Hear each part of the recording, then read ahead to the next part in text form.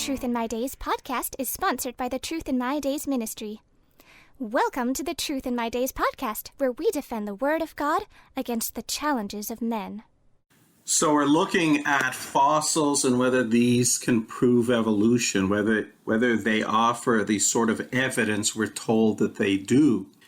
And we have been looking specifically now at the fossils that we're told are of hominids, of ancestors of man that started with ape-like creatures and eventually evolved into man.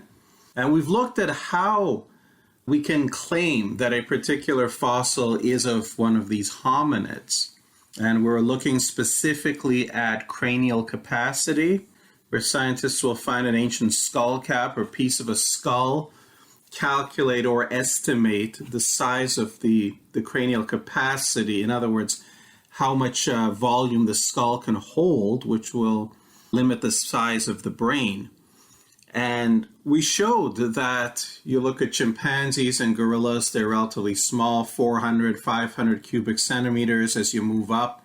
Modern man, we're told, is somewhere around 1,450. And supposedly these ancestors of man are in between. One of those is Homo erectus, which is listed at 935. But we showed last time that, in fact, they come in many, many different sizes. There's one from Hungary, an old fossil of a Homo erectus skull called the Vertasölscha man, and his cranial capacity was 1,400, right in the range for modern man. And then we showed that Neanderthal man, which is supposedly an earlier form of man, a different subspecies, actually had a bigger cranial capacity than modern man. So when you begin to look carefully at these, the claim that the size of the skull will tell you whether this is a man or an ancestor is simply not true. Furthermore, another problem is for evolution to be true, these different forms of hominids had to have lived at different times. The more ancient ancestors should have lived much longer ago, and then the more recent, and so on. But in point of fact, when we look into the fossil record, what we find is a lot of these are actually living together. For example, in South Africa, Homo erectus, supposedly much more recent, lived contemporaneously with Australopithecus, a supposedly very, very distant ancestor. In this case, in one digging site, they found a Homo erectus mandible in the same site as Australopithecus bones. And that can't really be the case if they were separated by hundreds of thousands or millions of years of evolution. We've also found in Australia some very interesting finds. One Homo erectus skull is called a Cossack skull that's dated, even by evolutionists, to being only in the order of thousands of years old, well within the range of modern people. And so these don't actually prove that we have ape men as our ancestors. The evolutionists get increasingly desperate. They try to point now at eye ridges, brow ridges in the skull. That is the little curve in the bone just above the eye socket. And they will tell you that the very ancient hominids had huge, big, thick eye ridges, unlike modern man, who has very little in the way of eye ridges. But in fact, this is not true. As Clark and Willermuth point out in their book Conceptual Issues in Modern Human Origins Research, they point out that modern human populations range from including people with large brow ridges to including people with none at all. In fact, they write, we believe it is probably impossible to arrive at a definition that simultaneously includes the variation of all living people and excludes all members of archaic groups. And the reason for that is some people today have essentially no eyebrow ridge. Some people have huge, huge ones. And yet we're all modern humans living together, so we cannot claim that the eyebrow ridge gradually got smaller through evolution. So there you go. Any comments on this to this point? Yeah, and earlier we mentioned that, there were only very few samples for each of these skulls, right? Yes. So even just to draw these desperate conclusions from them is kind of stretch what they have. Yeah, stretching it beyond any reasonable limit. It's not science. It's not proper science. And there's more. If you look at this list of putative human ancestors, really the Neanderthal man and the Homo erectus are in fact modern humans. There's no reason to put them into any kind of different species or genus levels. A lot of these are simply ape. Australopithecus is simply an ape. Some of these have disappeared. There was something called the Peking man, so-called because it was discovered in Peking in China before World War II. But the bones were lost during the war, so we don't have access to them. But among these were also outright frauds, outright dishonest frauds. And we're speaking here first and foremost about the Piltdown man. Have you heard of the Piltdown man? I have not. Piltdown man was discovered in 1912, the fossils of the Piltdown man. Now, to paint a bit of a background to this, you might recall we mentioned that when Darwin published his book in 1859, he wrote in the book that one of the greatest, perhaps the greatest objection to his theory is the fact that we don't find these transitional forms in the fossil record, going from earlier forms of life to later forms of life. And he said that, well, I think it's because we haven't found so many fossils yet. We will find more, and that will prove my theory. Well, by 1912, 53 years, more than half a century had gone by, and a lot of people don't know this. But Darwin's theory was hanging by a gossamer thread at this point. Scientists were ready to reject it for two reasons. One, they had no viable mechanism yet for where the variations came from one generation to another. And the other was they had not found this fossil evidence that Darwin had promised we would find. So just in time to save the theory, in 1912, these amazing fossils were found in a gravel pit, in a quarry in Sussex, in England, a place called Piltdown. Hence, it was called Piltdown Man. It was announced to the world by the fellow who dug it up, a fellow called Dawson, Charles Dawson. And he had consulted a fellow called Smith Woodward, who was the keeper of geology at the British Museum. What these fossils consisted of was a jawbone. It was a thick, ape-like jawbone, except that the teeth were flat. They didn't have pointy canines like apes do.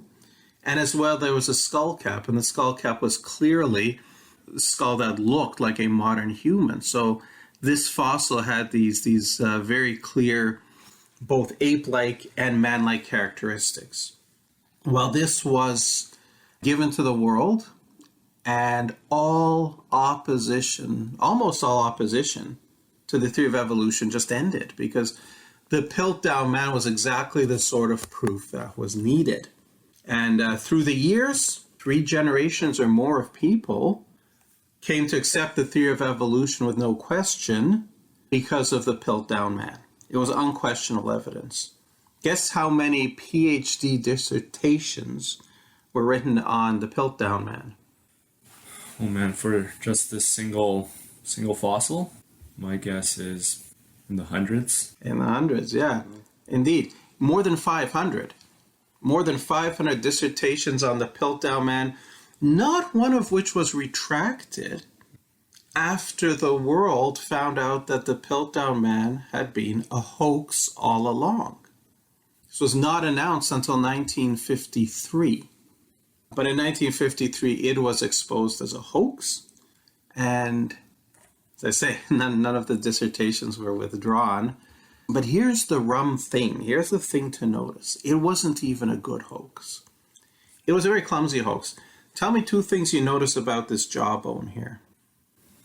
It's only part of the jawbone. It shows 2 teeth. Mm-hmm. Anything interesting about the teeth? They're kind of flat. Kind of look filed down, actually. Yeah, indeed. This is the first and most interesting thing about the fossil, is if you look at the teeth, indeed, there are no pointy canines. the teeth are flat. But they're unnaturally flat. They're not flat like real teeth. Check your own teeth. You're going to find the top layer is a bit rough. It's got little points here and there to help ridges, to grind the food. But these things are completely flat. How did they get that way? What would you think? File. With a file. When you look at the picture from the top, what you actually see the little pulp cavities, and so you see the internal structure of the tooth that you don't see when you look at the top of an intact tooth. They're worn away, but completely flat. And if you look carefully, you can actually see the file marks on the teeth. Now, so I don't see how any honest scientist could have looked at these and not immediately concluded that it was a hoax. The second thing, what do you notice about the color? So looking at the picture, it's very brown. It's brown, and that's not a normal coloration. If you go to a museum, you see bones, they're brown like that. Why are they brown? Because they're coated with a chemical that's meant to preserve them. It's called potassium dichromate.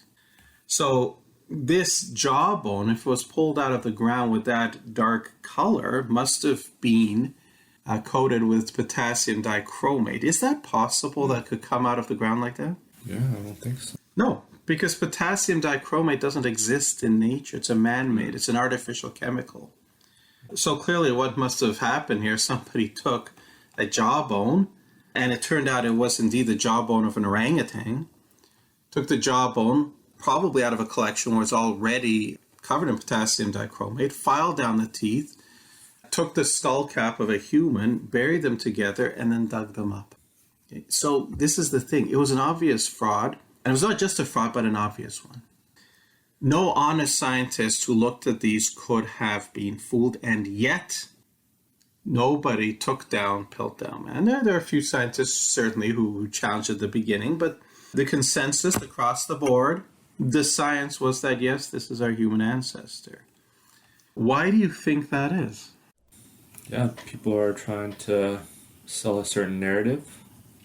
People might be afraid to go against the grain. Yeah, I think it goes back to what we saw from our good professor Edward Larson. They were intent in pushing out God. The theory of evolution was necessary to explain origins, and so the theory had to be protected at all costs. Now, again, if we look at the putative human ancestors, they tended to roll them together. Since we're missing the bones of Peking man, we were told, well, it was probably an example of Homo erectus, and so on. And they did that for quite a while. If they found a bone, they would try to fit it into one of these already known groups or taxons or types. Now, it's a different approach. Every time you find a new bone, you invent a new hominid species for it to belong to. You remember we looked at a picture of the world's tallest man, Sultan Kozar, and the time the shortest fellow. I can imagine if you found bone fragments from these two gentlemen, how many different species do you think they would spin out of it? An awful lot. Like, this range is huge. Yes. Very tiny skull, very big skull. So to show how it operates today and how it's been operating for a while, there's an interesting article that I clipped from Newsweek. I know it's the same kind of article in other issues. I believe this was Newsweek, 1995. And it's entitled One Less Missing Link. Bones from the Ethiopian desert prove that human ancestors walked the earth 4.4 million years ago. I mean, one of the things you'll notice is that they keep pushing these dates back. How old was our earliest ancestor? I remember a book we used in high school. It was called Man, the First 3 Million Years. And it was a new edition that had just replaced the earlier one that was called Man, the First 2 Million Years. I see. Which some years earlier replaced the first edition, which was Man, his first million years. So supposedly the dawn of our ancestors keeps getting pushed back further and further. Well, why? Because if you find a bone and it's, hey, just another Australopithecus bone, Australopithecus africanus or something, or another Homo erectus bone, you don't get a big write-up in Newsweek or Time's got to be something new. And to be new, it's got to be the oldest one we found so far. Now, look at the interesting text, how they describe this find. The paleontologist this is from the article, was walking across the pebble-covered desert of north-central Ethiopia under the searing midday sun, peering carefully around him for ancient bones. Then he saw it, the telltale gleam of a fossil tooth, partially exposed on the rocky ground. I knew immediately that it was a hominid tooth, says the paleontologist, and one of the oldest ever found. Now think about that for a moment and tell me what you spot that's strange. Yeah, it's kind of weird how he can think it's one of the oldest ever found if it was just right there in front of him, right? If it's supposed to be millions of years old, shouldn't it be buried under something? Well, they'll say there's erosion, windstorms, and so on. Mm-hmm. Now, there are two things that I would jump at here right away. Uh-huh. This chap is walking along on the pebble-covered desert, and he sees a gleam on the ground. And he says, I knew immediately that it was a hominid tooth. Now think about it. He hasn't picked it up. He hasn't studied it. He hasn't even bent down to look at it. He sees a gleam on the ground and immediately knows it's a hominid tooth.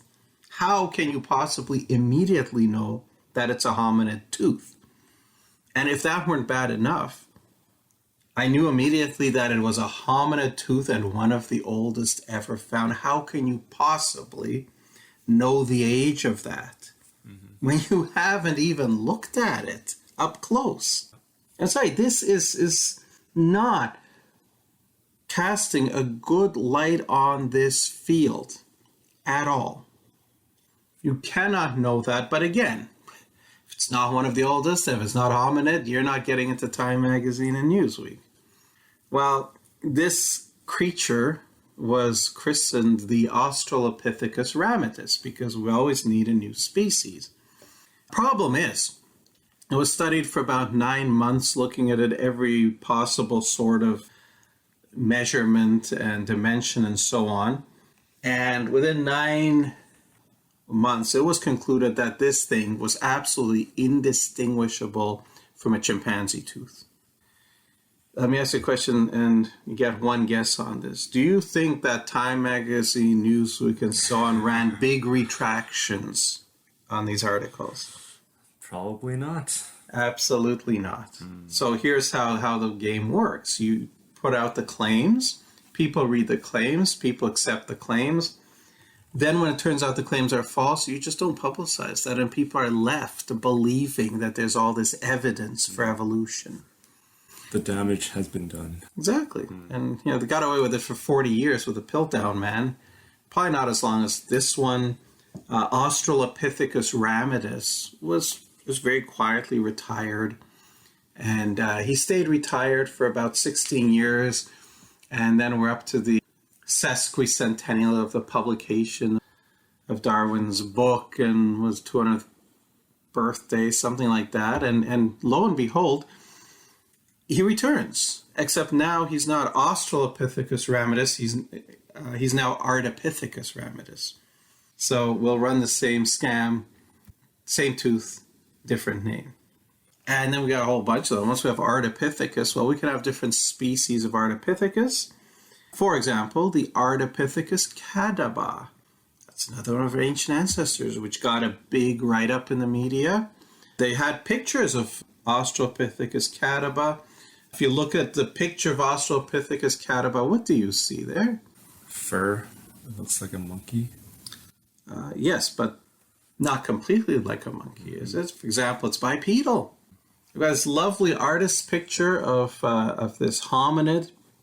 It looks sort of like a chimpanzee, not quite as stocky. Standing up and not quite straight. There's a bit of a hunchback there. His face is clearly an ape with the prognathous jaw sticking out, the huge eye ridges, and the big flat nose in the middle.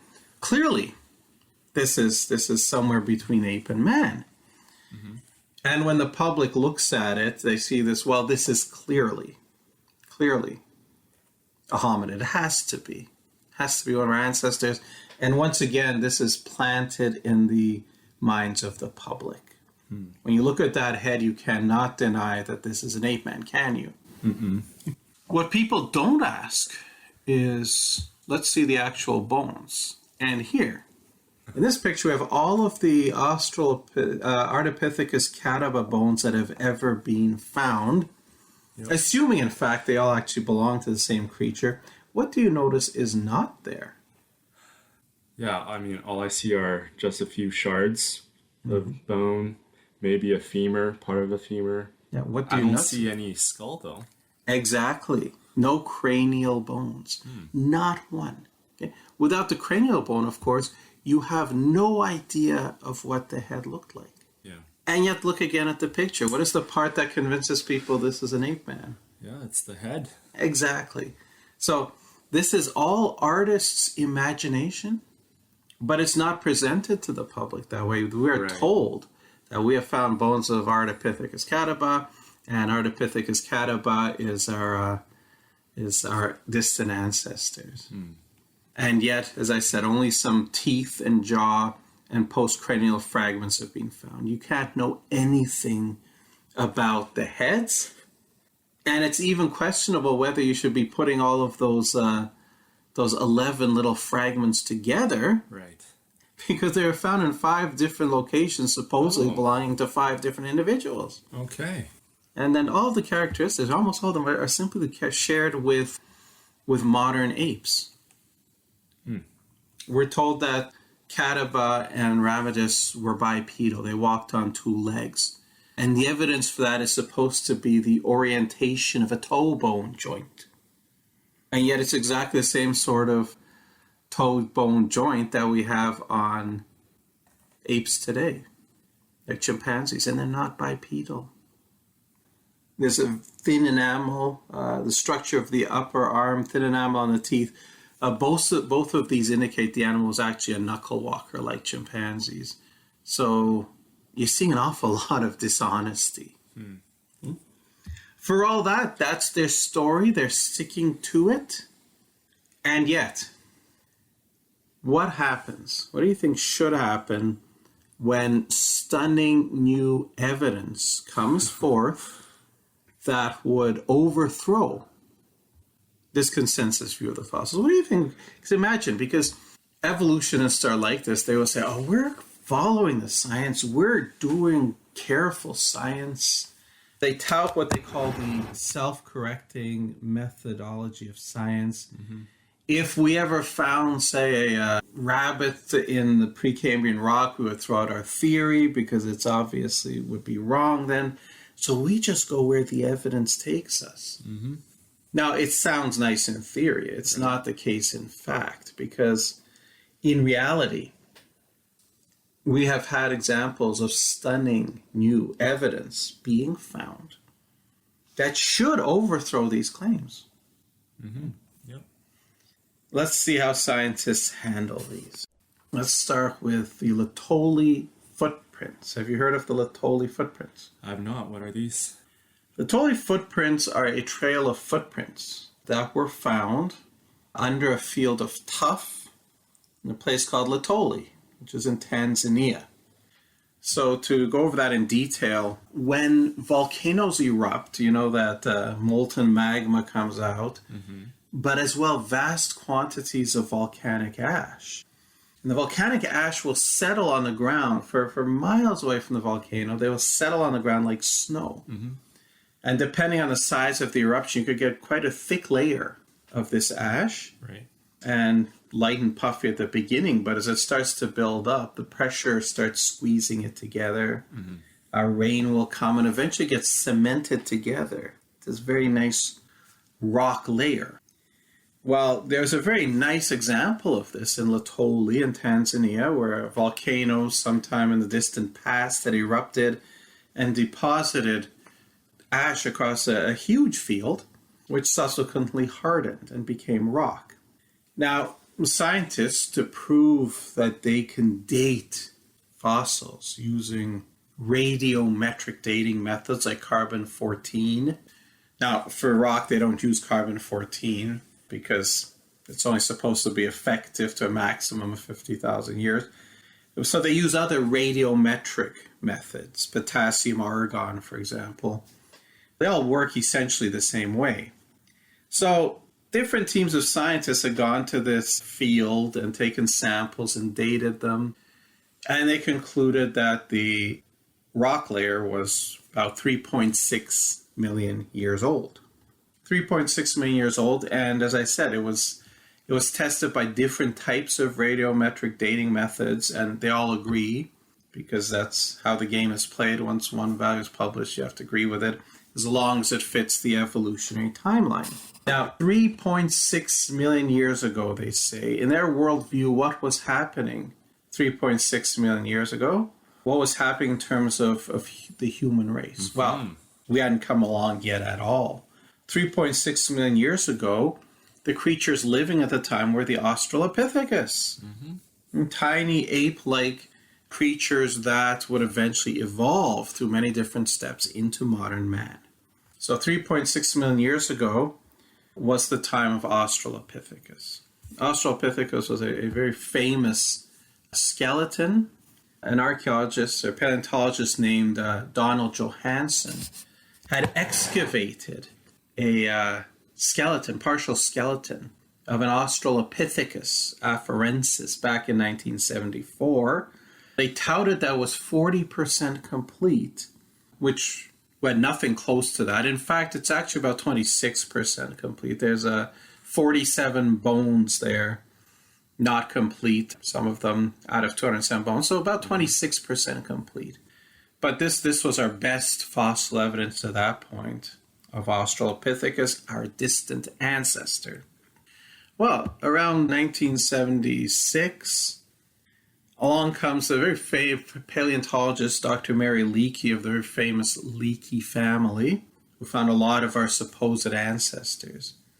And Mary Leakey had the idea, well, let's pull up parts of this tuff and see what we find underneath. Well, they pulled up some of the tuff, and underneath it, they found a trail of footprints, fossilized footprints that had been made in the tuff when it was still soft, and then when it hardened into bone, it kept the imprints of these footsteps. Well, it's under the tuff. What does that tell us about how old it has to be? 3.6 million years? Yes, it has to be at least as old as the tuff itself if it's under the tuff. Uh-huh. So here's a trail of footprints, 3.6 million years old, when Australopithecus was supposedly around and modern man wasn't. And suddenly a huge problem hit because these footprints were completely modern human footprints. Oh, wow, what do you do when you're an evolutionist and you're faced with this problem? Oh, you're kind of stuck. Here's some stunning new evidence that disproves your theory, because if you had modern humans walking around at the same time as their distant ancestors, Australopithecus, then obviously modern man didn't evolve from Australopithecus or any of those other intermediates. This was a big problem for them.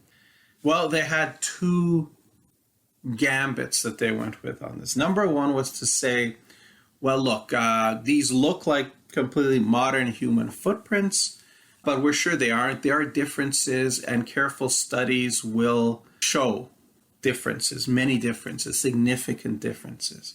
And they had a second gambit, which they could get away with. Because if we look at the skeleton of Lucy, what bone do we not have? Where do we not have bones from? We're missing the feet of these bones. We're missing the feet. So it became very possible to say that, look, Australopithecus was indeed a tiny, hunched over, fur-covered, ape-faced ancestor of man whose feet just happened to look like yours and mine. They were modern feet. The feet evolved first. Very convenient. Indeed. And for a period of 10 years or more, you would see pictures in National Geographic, artists' reconstruction of Mr. and Mrs. Australopithecus walking across this plain, And in the background, you can see a volcanic eruption and the ash getting ready to fall down and cover the footprints. So these were their stories, and they were sticking to them. The first one ground to a halt by the year 1990. Scientists in the University of Chicago, led by Dr. Ron Tuttle, had spent a long time studying these footprints every which way, the size, the morphology, the gait pattern, everything. Mm-hmm.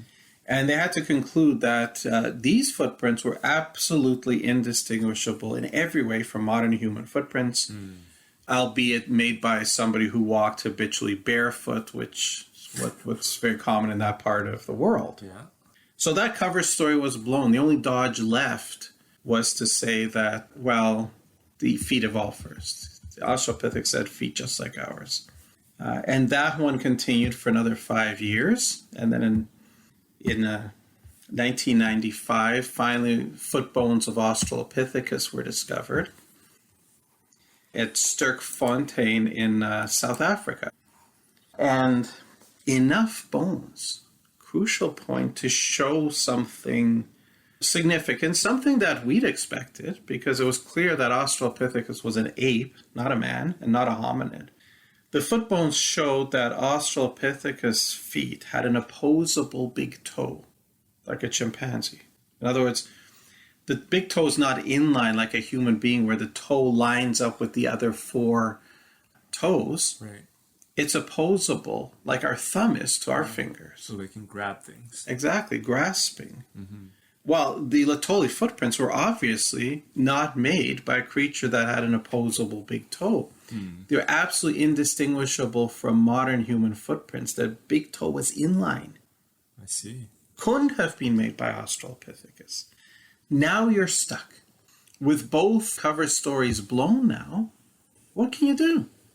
What can you do?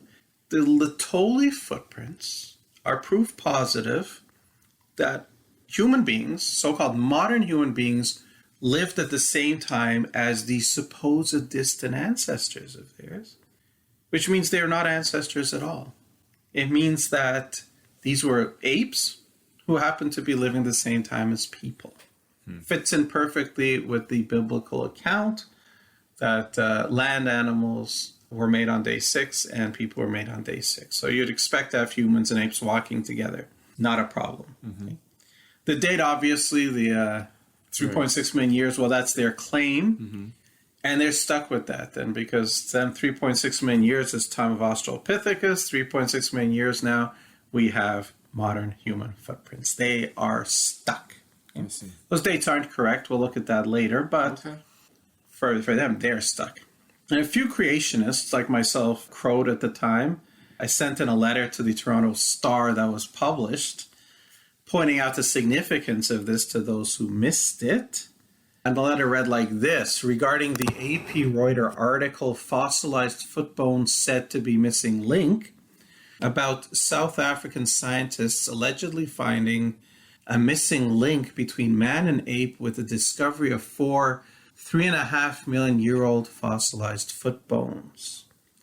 Not only have these scientists not found a missing link between man and ape, they have in fact succeeded in disproving the theory of human evolution. In 1977, a team of scientists working at Laetoli, Tanzania, discovered a set of fossilized footprints virtually identical to modern human footprints, but dated as being 3.5 million years old. In order to avoid the obvious implication that modern humans lived contemporaneously with their alleged ancestors, the Australopithecines, scientists were forced to maintain the dubious idea that the Australopithecines had feet virtually identical to those of modern humans. However, the South African scientists described in your article have shown that the Australopithecines had opposable big toes. They could not have made the Laetoli footprints. Therefore, these footprints prove that modern man existed contemporaneously with the now extinct Australopithecines and could not have evolved from them. It seems that the creationists are correct, after all. Mm-hmm. So you expect with the self-correcting methodology of science and scientists, impartial and disinterested searchers for the truth who go where the evidence leads them, that, of course, now they would have to rethink the whole idea of human evolution. Do you think they did that? Probably not. Yeah, I wouldn't think so. Here is a Scientific American, September 1998 issue. It's got the Tolly footprints on the cover. And on the cover it says, "They are precious clues to the past, rare fossil tracks left millions of years ago by humanity's ancestors. So why has science buried them? A last look at Laetoli." What does that mean? Well, this was very inconvenient for them. And they said, oh, look, we've uncovered these footprints. They're eroding away from the elements. We better just rebury them, which they did. Okay, let's just get rid of the evidence. It reminds me of a saying from a very famous doctor who said, the very powerful and the very stupid have one thing in common. They don't alter their views to fit the facts. They alter the facts to fit their views. And that is what's done here. Okay? Were the footprints eroding? You needed to bury them for safekeeping? Fair enough. But the evidence was there. We already knew what they were. We already had the pictures. We already had the studies.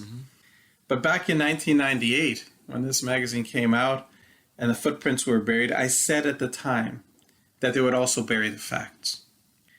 Since they were out-of-cover stories now, they would simply stop talking about it, and whenever Laetoli footprints came up, they would simply repeat the claim that they were made by Australopithecus, even though that claim is impossible, as we've seen. And sure enough, that's what happened. Some years later, we went to visit the American Museum of Natural History, where they have the Anne and Bernard Spitzer Hall of Human Origins. And among their displays on the history of human evolution, they have a model, big statue-type models of Mr. and Mrs. Australopithecus walking through that field and leaving the Laetoli footprints. And their brochure describes this scene. It shows one interpretation of which hominids may have left a famous set of footprints in Laetoli, Tanzania. Most scientists think they were of the Australopithecus genus, which also includes Lucy. So isn't that interesting how they word it? It shows one interpretation. The other interpretation, the interpretation that this is impossible, which is what the facts show, they don't mention that. They just tell, well, most think that it was done by Australopithecus, which, as we've seen, is not possible. Sometime later, I came across this article in the New York Times talking about a discovery of some old human footprints, or pre-modern human footprints. In the article, of course, they mentioned the Laetoli footprints, which are the oldest, and they just glibly say these were made by Australopithecus. Yeah, so as I said, this is not an honest field of study. Evolution must be true because we must drive out God. We will cook up whatever evidence we can, but when the evidence shows that our theory is impossible, we will simply misrepresent it. Okay? We're just going to stick to our story, and that's the way it goes. Any comments on that, Jason? Yeah, it's very unfortunate. I mean, even in the museums, they make all these models to make it seem like they have all the bones, when in fact, these are just little shards, little fragments. And yeah, it's very unfortunate that they just do away with the evidence when it doesn't agree. I heard from one fellow who was in a museum where they had a diorama of the Laetoli footprints with these two Australopithecus walking across field and leaving those footprints. And he asked the tour guide, why do we have this still? Now we know this is not true anymore. And he was told that, well, yes, but it would be very expensive to change it, so we're not going to change it. Okay. There was another museum where it's more honesty there, because there the tour guide was asked why we know this is not true. Why do you have this diorama of Australopithecus making the Laetoli footprints? And he actually said, yes, we know it's not correct, but it helps people to believe in evolution. So that's where we are, folks. So if we look again at those putative human ancestors, what do we find? The Neanderthal man is fully human. Java man is supposedly a Homo erectus, which was fully human. The Piltdown man was an outright fraud. Peking man has been rolled into Homo erectus, which is, again, fully man. Nebraska man. Have you heard of Nebraska man? No, I haven't heard that one either. That's very interesting. In 1925 was the Scopes monkey trial. You familiar with that one? Nope. Okay. So it's a subject, actually, of a very famous movie called Inherit the Wind. It was a trial in Dayton, Tennessee. I believe it was the ACLU who wanted to overturn the law that banned teaching of evolution in public schools. Okay. And they wanted a test case, a very, very famous case where they convinced phys ed teacher named John Scopes. Scopes was not actually a biology teacher at all, but I think he had substituted in a class or two for biology teacher. Okay. So they had him teach evolution so that he would be charged and they could have a big test case over it. It became this magnificent show trial. That was just the event of 1925. Much, much bigger than the O.J. Simpson trial from many years later. And in this Scopes monkey trial, that's what it was derisively called, the fellow who was going to defend the biblical view, a man named William Jennings Bryan, well-known fellow, ran for president a couple of times, didn't make it, or at least nominee for president, didn't make it. Well, he wasn't a trained scientist. I'm not sure what his training was in, but he was very enthusiastic. His opponent, Clarence Darrow, was a very cunning lawyer. And among the evidence brought up for the Scopes monkey trial was, of course, Piltdown man. Okay. But just in time for the trial, they found another fossil of a human ancestor.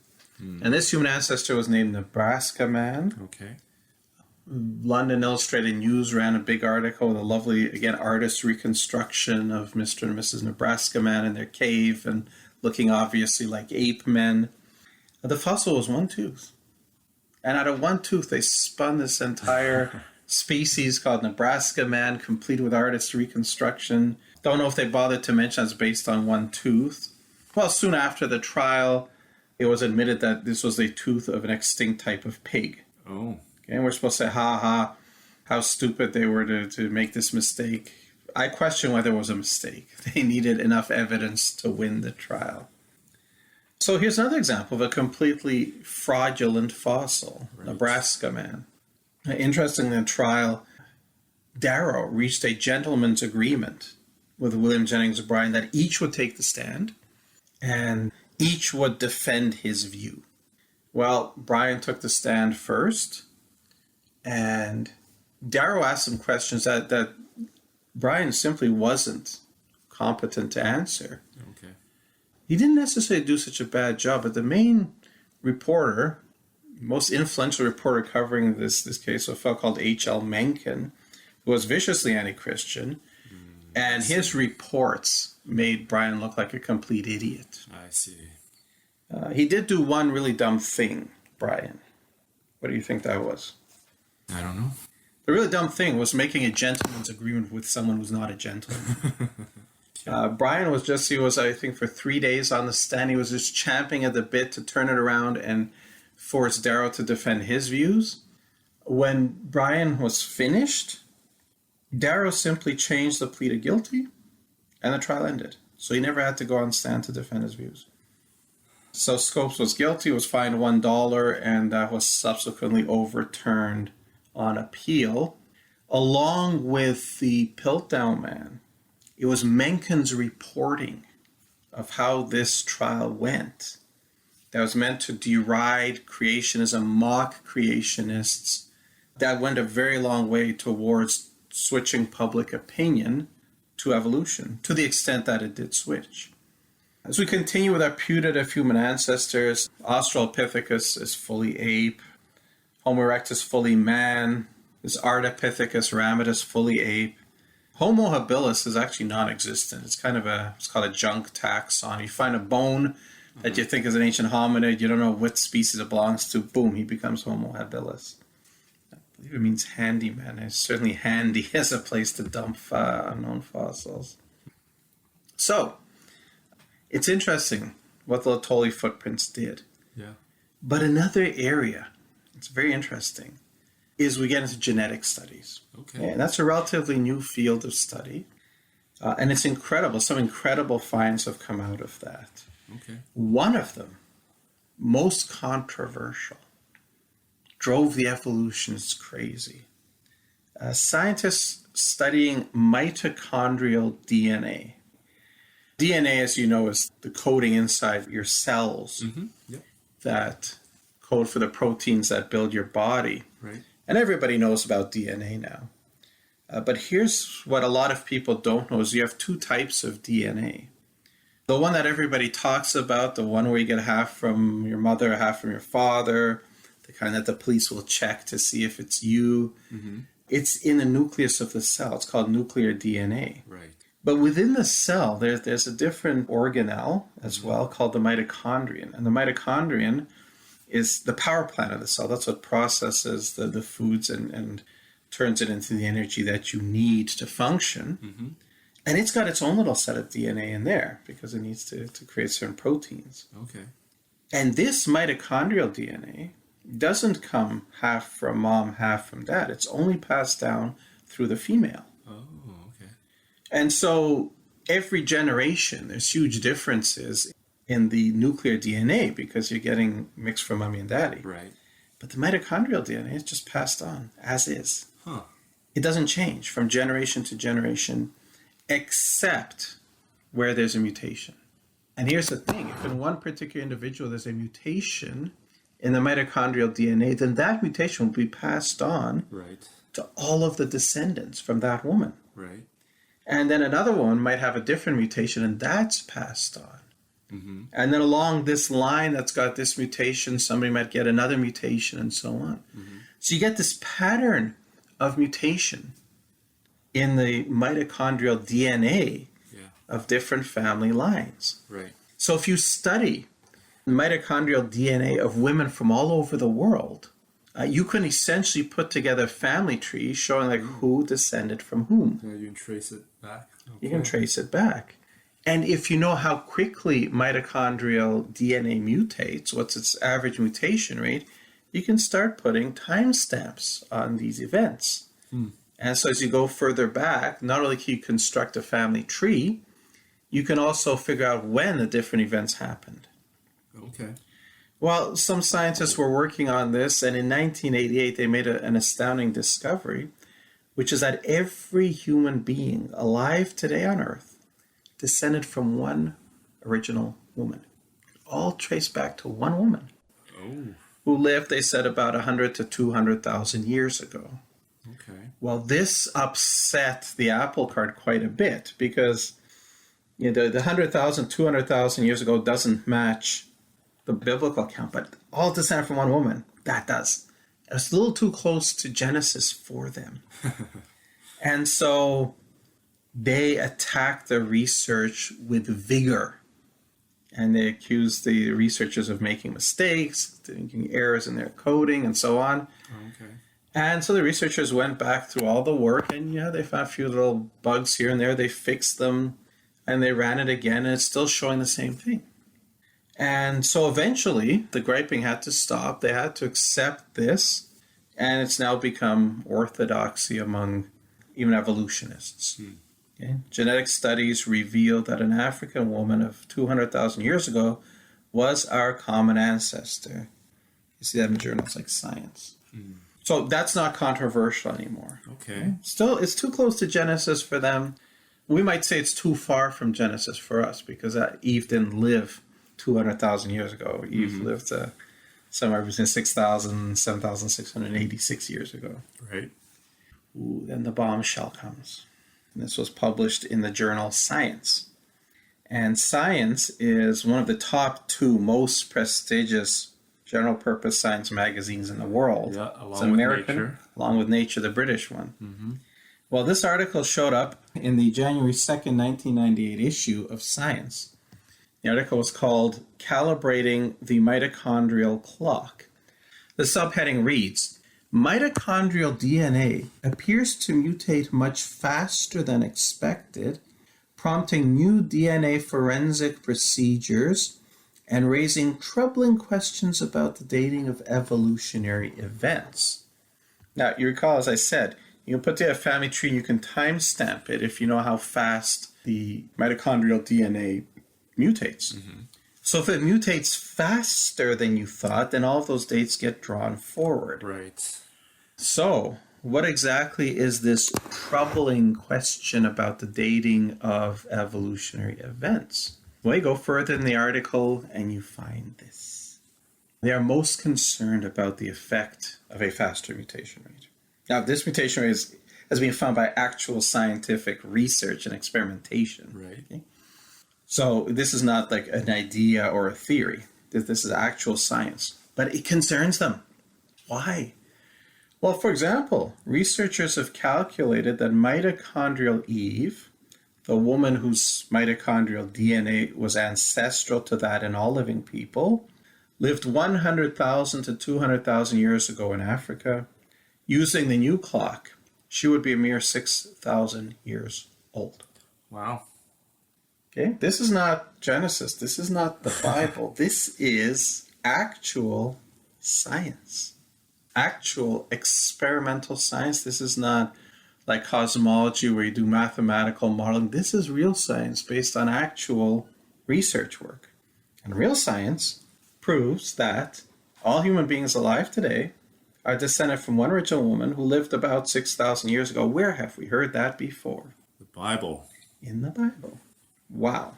This is a problem. Look at the next line in the article. It says, no one thinks that's the case. Why not? I mean, if that's what the evidence shows, then you should then think that's the case. But they don't. Because you got to hold on to evolution because you got to push out God. Okay? So let's look at this again. Not only do we have the Latouli footprints, which just absolutely debunks the theory of human evolution, we now have hard scientific evidence that dovetails perfectly with the Bible that all human beings alive today came from one original woman who lived about 6,000 years ago. In other words, exactly what the Bible was telling us 3,400 years ago. Wow. Who was right all along? Well, so of course people don't want to talk about this. They're still desperately doing research, trying to show that there's some gaffe, some problem with that new mutation rate. But last time I checked, they had not been able to overturn it. And in fact, that's not the way real science is supposed to work. You're not out there to try to prove a predetermined conclusion. You're supposed to go where the evidence leads. You want to comment on that? Yeah, something called confirmation bias, right? You're supposed to go in, look at the evidence without a predetermined bias, and you're just supposed to draw conclusions right from the data. Is that what you did with your research work for your master's dissertation? Yes, sir, that is what I did. Again, engineers have to do that. We can't play games because we do science in the real world, and if we play these kind of games, whatever we build will blow up pretty quickly. Now, the more you look into this sort of mitochondrial DNA, the more fun stuff you find. Here's another one called the 7 Daughters of Eve. As you go back to everybody descending from one original woman, you'll get fewer and fewer lines. Right? Yep. So you can trace back and see how the people groups group before you go all the way back to the beginning. And this book came out some years ago called The 7 Daughters of Eve because based on studies of mitochondrial DNA, they found that all Europeans descended from an original population of 7 women. 7 Europeans. Well, once again, it's interesting. If you go back to the Bible, if you look at genealogy in Genesis chapter 10, verses 1 to 5, starts with, now these are the generations of the sons of Noah, Shem, Ham, and Japheth, and unto them were born sons after the flood. Now, so Noah has these 3 sons, Shem, Ham, and Japheth, and it's generally understood that the Shem's descendants were the Jewish peoples and the Semitic peoples. That's where Semitic comes from. The descendants of Ham are the Africans. Okay. And the descendants of Japheth were the Europeans.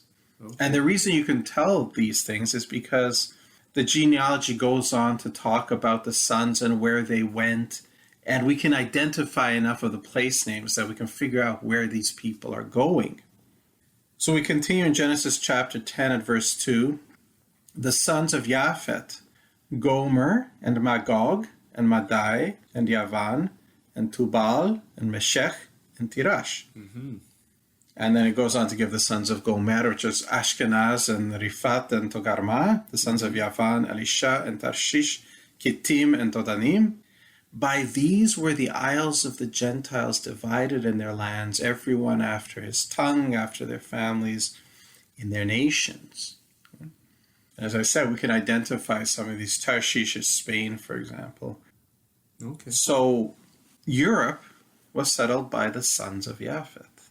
Europe, all European women trace their descent to 7 original women. So, assuming 1 wife per man, which was normative, how many sons did Japheth have? 1, 2, 3, 4, 5, 6, 7. 7. Yeah. Okay. So it looks like 7 men, each with a wife, settled Europe. There you go. The Europeans are all descended from 7 original women. Once again, it's there 3,500 years before science discovered it. Isn't that interesting? That's very cool. Right. So, when it comes to human ancestors, okay, we have no question. There's no such thing as human ancestors. The evidence very clearly disproves the idea. And the things you hear that may sound so persuasive, may sound convincing, understand that most of what they're telling you isn't even true. And remember that evolution, we've already shown, is scientifically impossible. And it should raise to the thinking man's mind, why, if this is true, do they have to keep lying? You don't have to lie to defend the truth. And yet they do. Now, I'm not saying that every scientist is deliberately lying. I don't think they are. Many of them just, this is what they're told, and they don't bother checking. Mm-hmm. Some of them might see a certain problem with something, but they figure, hey, those guys know better than I do. They must be right. Yeah. And of course, there's the pressure. If you want to keep your job, you need to go along with it. So, but as we've seen, the evidence tells you flat out, no such thing as human evolution. The scientific evidence backs up the idea, or the story in Genesis. 1 man, about 6,000 years ago, the 1 woman. Now, that's the human fossils. There also, we're told that there are other fossils. We looked at them. We looked at the idea of transitional forms. Right. And what would make a genuine transitional form. Do you remember?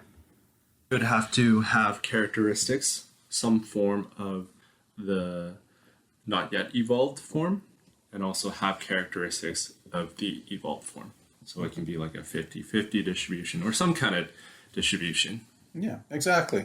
A genuine transitional form has to have structures, organ systems that are midway between 2 things. A skin covering, for example, that's some kind of structure that's not quite a scale and it's not quite a feather. It's some feather or something, whatever you would want to call it, a fail, which sure. I think would probably be a good word for it. Something that's in between.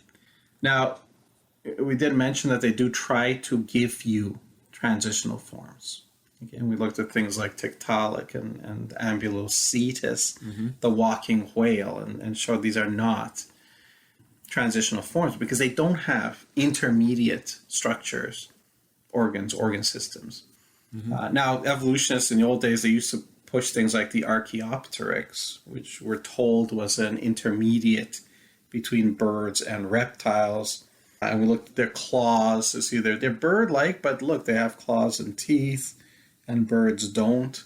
Modern birds don't, in fact, have teeth, but there are extinct species of birds that do have teeth, and they're fully bird. A bird called the hoatzin that does have claws in its young days. When you look, in fact, you re-examine, and they've re-examined these traits, characteristics of the Archaeopteryx, and all of them were, in fact, traits of birds. Find all of them within that group of animals called birds. And most paleontologists today will admit that the Archaeopteryx was a bird. They don't try to push it as a transitional species anymore. Okay. Another one that used to be popular when I was a kid, I don't know how much they still push it now, was the supposed evolution of the horse from some tiny little animal, maybe the size of a cat, up to our equus today. But that never really fit, because you can put together the pictures of the tiny little creature evolving into the bigger, and so on. But in fact, the fossils don't occur. They're not found in that order. And you don't find it, and each of them is fully formed and fully functional. You don't find anything in between. All of these major types appear abruptly. And they have this weird pattern in the ribs of these animals. The so-called Eohippus had 18 pairs of ribs. Orohippus had only 15 pairs. So supposedly evolution, for some reason, caused it to lose 3 pairs of ribs. Why? How does that enhance survival? It's not clear. And if losing ribs enhances survival, why is it that when you're up to Pliohippus, it jumps back up now to 19 pairs? So evolution supposedly makes it lose pairs of ribs because that's better, but then it makes it get back pairs of ribs. Then it loses another one to get to the Equus scotti form. So this one's not pushed all that much anymore either. One of the things you might have heard about Neanderthal man, this is interesting because Neanderthal man, when it was first discovered, it was 1856. Okay. What's interesting about 1856? What's interesting is that Darwin hadn't published his book yet. So they found these bones, strange-looking bones, in the Neander Valley, or the Neanderthal in Germany, which is why it's called Neanderthal man. And they sent these bones to the greatest anatomist of the day, and in fact the 20th century, a fellow called Rudolf Virchow. And Virchow looked and said, oh yeah, these are bones of a person who suffered from rickets and arthritis. Rickets, we don't think about that now because we've pretty much completely eliminated it in the Western world. So we don't even think of that as an explanation when we see bones like this. But it was not uncommon in Virchow's day. And he looked at this and said, yeah, this is this human being. Yeah, what exactly about the bones did it make him think that it was They're rickets? thickened and it is stooped over. I see. And these are features you get when you suffer from rickets. Okay. And then, of course, arthritis. I can tell you what that's like. So this is what he said, and nobody questioned it. But then Darwin's book is published, and you need evidence, and you're not finding it. Eventually, one French evolutionist named Marcin Boule, he thought, well, let's use these bones. And he took the bones and he rearranged them. He changed how they're connected to each other to try to make Neanderthal man look much more ape-like. And he became the prototypical caveman. And he stopped being Homo sapiens, just man. He became Homo neanderthalensis, our ancestor. And that's the one you'll see if you're back in 60s or 70s watching Scooby-Doo cartoons, for example, with the caveman or Thundar the Barbarian and shows like that. It's Neanderthal man. He was the caveman. Eventually, it was found that this is not true. Other scientists, they found new bones, new skeletons that were intact. So you could see that the way Boole had rearranged the bones was false. And he was actually human. And he stopped being Homo neanderthalensis. He was upgraded to Homo sapiens. But then, again, we need more human ancestors. And eventually, on the basis of some very questionable studies of DNA, they downgraded him back to Homo neanderthalensis. But the fun that happens in the last 15 or 20 years, they start finding what they call Neanderthal DNA in the human genome. And I said that every human being has a bit of Neanderthal DNA in his genome, which means sometime in the past, when Neanderthal was still around, they must have interbred with modern humans, Homo sapiens. But from the scientific point of view, the definition of a species is that it can interbreed. If it can't interbreed, it's a different species. So now they were trying to sell us the line that the Neanderthal man, Homo neanderthalensis, is a different species, and yet he interbred with us. Okay? It's impossible. If he interbred with us, he's human. Okay? So Virchow was right, and so yes? Didn't they say that the Neanderthal DNA was just a remnant of evolution? I suppose they could have said that, but they didn't because of different patterns in different people around the world. Okay? So different people have different amounts and where the DNA is. Okay. So here's a bit of a problem, but again, we'll just ignore that. Now we don't care anymore. So they keep finding more and more difficult problems. So let's go back now to Australopithecus ramidus, which became Ardipithecus ramidus. You remember that, right? Right, yeah. Well, Ardipithecus ramidus suddenly showed up where he became a magical new human ancestor. We saw nice write-ups in USA Today. In the Globe and Mail, the article is headlined, "Meet Ardi, a mother to all humanity." Before Lucy, there was Ardi, who after 4.4 million years is turning the anthropology world on its ear. Well, 4.4 million minus 16 or so, because remember, he was there. He was Australopithecus ramidus. He was a chimpanzee. But then I found some more bones, created this new species, and lo and behold, he's the mother of all humanity. This is our earliest ancestor from which humans came from. Mother to all humanity. New York Times had an interesting write-up, but if you read it far enough, they will say this. Paleontologists are not looking for a missing link between humans and present-day primates, obviously. What they're hoping to find is the earliest common ancestor from which the separate lines of development leading to humans and modern great apes emerged. So they're saying people didn't evolve from gorillas and orangutans and chimpanzees. Humans, gorillas, orangutans, chimpanzees all evolved from one common ancestor. And that's what we're trying to find. So when you find this common ancestor, you, Ardipithecus ramidus, he'll be our common ancestor. Everyone evolved from that. And then the article goes on to explain that what they're hoping to find is the earliest common ancestor from which the separate lines of development leading to humans and modern great apes emerged. Ardi is not that common ancestor. That's an answer. Then what's the significance of Ardi? If Ardi is not the common ancestor, what is Ardi? Ardi is an extinct ape. Nothing more. Okay. And yet, look at the write-ups in places like Globe and Mail and USA Today. He's certainly presented as being exactly that. And he isn't. And they admit he isn't. But once again, he is being sold and packaged and branded in a way to make the general public believe that, hey, we have found the common human ancestor and it's game over, evolution is true.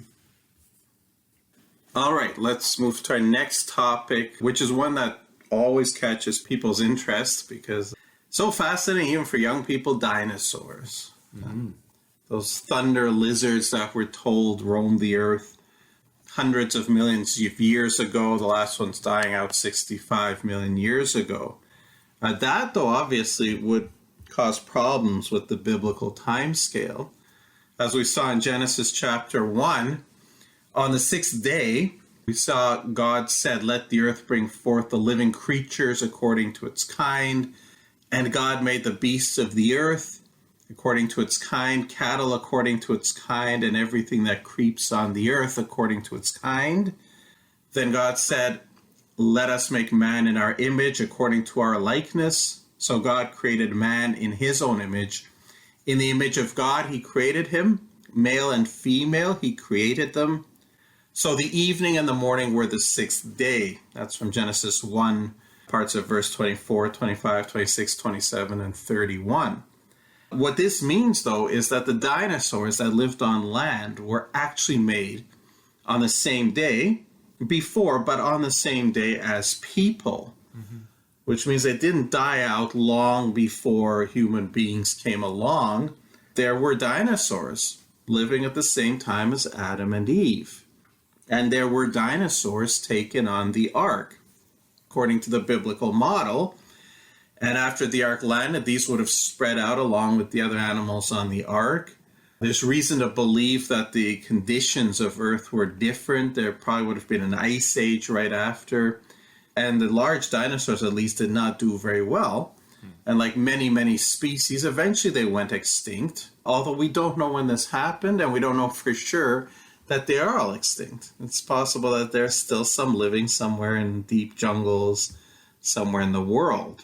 There's a couple of passages in the book of Job that refer to animals that could well be dinosaurs. which would mean they were still alive at the time of Job. And Job would have been about a couple of hundred years before Abraham. It's just quite an old account. In Job 40, God refers to an animal that's called the behemoth. And it's written as behemoth. It's just a transliteration straight out of the Hebrew. It's not translated because nobody knows for sure what animal it refers to. And it gives a description here. His strength is in his hips. His power is in his stomach muscles. He moves his tail like a cedar. The sinews of his thighs are tightly knit. His bones are like beams of bronze. His ribs like bars of iron. So we're talking about a very large, powerful animal with a long tail. And it doesn't fit anything alive today that we know of.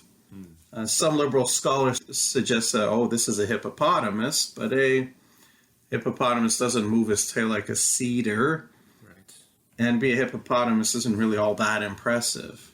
And these are animals meant by God to show how impressive they are. Right. And the next chapter refers to something that looks even scarier, something that, once again, is transliterated, not translated as Leviathan. And again, a very fearsome animal, so scary that people cannot overpower it in any way. And so people have suggested, some commentators, that these are references to two different types of dinosaurs that were still alive in Job's day. What do you think of that idea? Yeah, that's very interesting. I've always been taught that dinosaurs died out long before humans. So to think that they lived alongside one another, that's new to me. It is, and it's an idea that a lot of people, even Christians, have trouble wrapping their heads around because they're so used to hearing that dinosaurs died out 65 million years ago. Right. If you ask them, how do you know that? Most of them can't actually give you an answer. I was just told that. Exactly. They believe it because that's what they've heard over and over again. Now, you raise this idea, and of course the secular people will mock you. I remember on one political campaign some years back, one of the candidates was actually a six-day young Earth creationist. He believed that dinosaurs and people lived at the same time, and the liberal minister mocked him, saying, and this was a killer line, "The Flintstones is not a documentary." And that is quite a devastating line, and how do you come back from that? Well, I think you could point out that the Flintstones is not a documentary, but then neither is the Teenage Mutant Ninja Turtles. The idea that somehow you can put some kind of mutagen on reptiles and have them turn into hominids is also fiction, and yet that's what the theory of evolution believes. You can point out that X-Men is not a documentary. People do not mutate new terms that give DNA that gives them new abilities, which again is what evolution is fundamentally dependent on, developing new traits by mutations. X-Men 2, not a documentary. X-Men 3, not a documentary. And for that matter, Frankenstein is not a documentary either. The idea that you can take non-living matter and bring it to life simply by zapping it with electricity, as Frankenstein has, these are not documentaries at all. So if we're talking about what's fictional, theory of evolution is much more fictional than Six-Day Young Earth creationism. Does that make sense? That makes sense to me. I had a side question though. How do we, and I'm not sure if this belongs in here, but how do we know that Job was written maybe a couple hundred years before Abraham? There's several indications. First of all, we know that he has to be, either a Gentile or before the time of Moses, because in his long debate with his friends about what kind of sin he must be doing, their idea, his three friends' idea, is that he must have been sinning, and that's why these disasters fell upon him, and all he has to do is figure out what he did wrong and confess it, and everything will be hunky-dory. But in this whole long book debating morality and sin, there's never a mention or appeal to the law. I see. So it has to be before Moses' time, or he was a Gentile not under the law of Moses. I see. Which he was, in fact. He was a Gentile. And then he performed sacrifices. like Abraham did. He makes his own sacrifices. Once he had the Mosaic law, only the priests were allowed to do that. Right. But before that, ordinary people. So he seems to be certainly before Moses, but there's more than just that. It's how old did he live? There are indications in the text. If you look at the Septuagint text of Job 42:16, I believe it is, he lived 248 years. Okay. As you go through the age of the patriarchs, you find that from Adam onwards to the flood, their lifespans were very, very consistent between 700 and 900 years. There's no real drop-off. Once you get to the flood, there's a sudden drop-off in lifespans. And that's probably because conditions did change dramatically in the world after the flood. But you have this rapid drop-off. By the time you get to Abraham, he lived 175 years. By the time you get to Moses, 125. By the time you get to Psalms, they're talking about 80 years. So there's a steady drop-off. So you look at that drop-off, you can get quite a nice curve out of it. You look at where 248 years, where would that fit? I see. And it takes him to about the time of Peleg, who was one of Abraham's ancestors. Okay. So that's how we know. There are actually some indications in the text, according to some scholars, that say that the aftermath, the things that happened to the world after the flood, were actually still going on at the time of Job, or at least he still had living memory of those things. So it is an old book. Okay. Now, besides mentions in the Bible, here's another thing that these evolutionists and old earth people overlook. All around the world, in many different and disparate cultures, we have drawings and carvings and representations of creatures that happen to look just like dinosaurs. And the question then becomes, how did people all over the world come up with these pictures and drawings that look just like dinosaurs if they never saw them? There's a Native American petroglyph, for example, under the Kachina Bridge, the Natural Bridges National Monument in Utah, which has a picture of something that looks very, very much like a Diplodocus. It's got the little round head, the long snake-like neck, the big thick body, 4 thick legs, and then the long, long tail after it. Medieval pictures and carvings all over the world have things that look like dinosaurs on them. You have the knights in England, the knights fighting the dragons. And we laugh at the idea of dragon, but that's just the name they use. The term dinosaur wasn't actually coined until the 18th century. Dragon is as good a term as any other. But when we read the descriptions of dragons from all over the world, they look very much like different types of dinosaurs. And that would suggest that they survived at least into the Middle Ages in some places. And St. George fighting the dragon might be based on actual reality. There is a carving on a temple wall at Angkor Wat in Cambodia, which looks exactly like a stegosaurus. It's got the thick, high, humped back, the 4 thick legs, the tail, the very distinctive head of the stegosaurus, and then along the back, those plates are the most distinctive feature of stegosaurus. And once again, you have to ask, if nobody ever saw these creatures, how come they came up with carvings and petroglyphs that look exactly like them? If you go where the evidence leads, as science is supposed to, the only reasonable conclusion is that, yes, these animals did exist in the time of people. And that's how they got these pictures from. Comments? Yeah, that makes sense to me. I had no idea that there were all these references to dinosaurs even so long ago. So, yeah, that makes sense, John.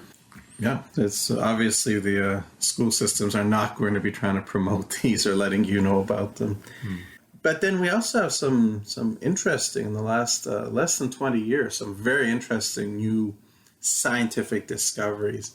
I asked you this question when we were discussing the Tolly footprints. What happens when stunning new evidence emerges to overthrow the consensus view?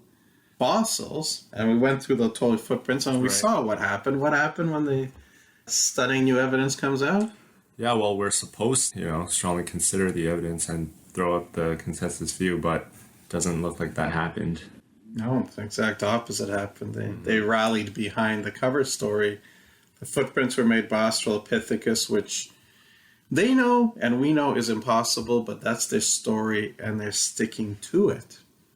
Another very interesting thing happened, and this was in the early 2000s.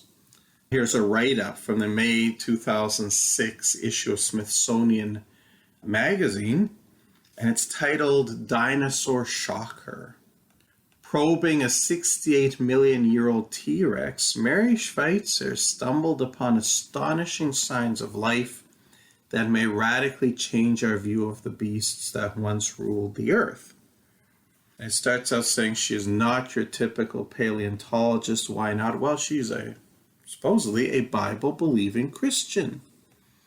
And here's what happened with her. She's an expert in paleontology, obviously. And she was taking delivery of a T-Rex bone, Tyrannosaurus Rex, very valuable, very rare. When you find them, you take very good care of them. The last thing you would do is break them. But in this case, I think it was during the excavation, one of the bones got broken. And so for the first time, a paleontologist had a good chance to look inside, and Mary Schweitzer decided, let's look inside and see what we see. It's broken anyway, we may as well take a look. To her shock, what she found was soft tissues. Amazing soft tissues, blood cell-like bodies, blood vessels, bone-forming osteocytes, so many different things, even DNA. And the significance of this, pay attention, the finding amazed colleagues who had never imagined that even a trace of still soft dinosaur tissue could survive. Why not? What does it say there? After all, as any textbook will tell you, when an animal dies, soft tissues such as blood vessels, muscle, and skin decay and disappear over time, while hard tissues like bone may gradually acquire minerals from the environment and become fossils. Okay. So remember, the article admits here, as any textbook will tell you, that this is not a radical idea. This was established scientific fact based on a great deal of experimentation and observation, the way science is supposed to work. Every textbook would have told you at the time that the soft tissues disappear, only the bones remain, and they become permineralized and become fossils. Every textbook tells you that. And now here's a problem, because this bone is supposed to be 68 million years old and not supposed to have any soft tissues, and lo and behold, what she found were soft tissues. Right. Well, obviously the Christians, the creationists would say, aha, if you have soft tissues in this bone, as hard science will tell you, this bone cannot be 68 million years old. Now, interestingly, in the same article, what does it say there? It says, meanwhile, Schweitzer's research has been hijacked by young Earth creationists who insist that dinosaurs' soft tissue couldn't possibly survive millions of years. Isn't that interesting? A couple of pages earlier, they're telling you that every single scientific textbook will tell you this. Yeah. And they're happy to tell you that in the article, but as soon as the creationist brings it up, well, we've hijacked her research. We've hijacked her research by saying what every single textbook says. So you begin to suspect that this is not going to go where the evidence leads. No. The evolution industry is going to close ranks on this. What's particularly disappointing to me, though, as I have to say, because again, Schweitzer describes herself, according to the article, describes herself as a complete and total Christian. On a shelf in her office is a plaque bearing an Old Testament verse, quote, "For I know the plans I have for you, declares the Lord, plans to prosper you and not to harm you, plans to give you hope and a future." So here's this Christian who's now being given this opportunity to strike a huge blow against this theory that was invented to push God out. what do we see? But when creationists misrepresent Schweitzer's data, she takes it personally. We misrepresent her data by saying the same thing that every single science textbook said. There's something wrong here. Well, how do they respond? Obviously, this is not something they liked, and they started climbing on Schweitzer's work. And the first cover story was that there was contamination here.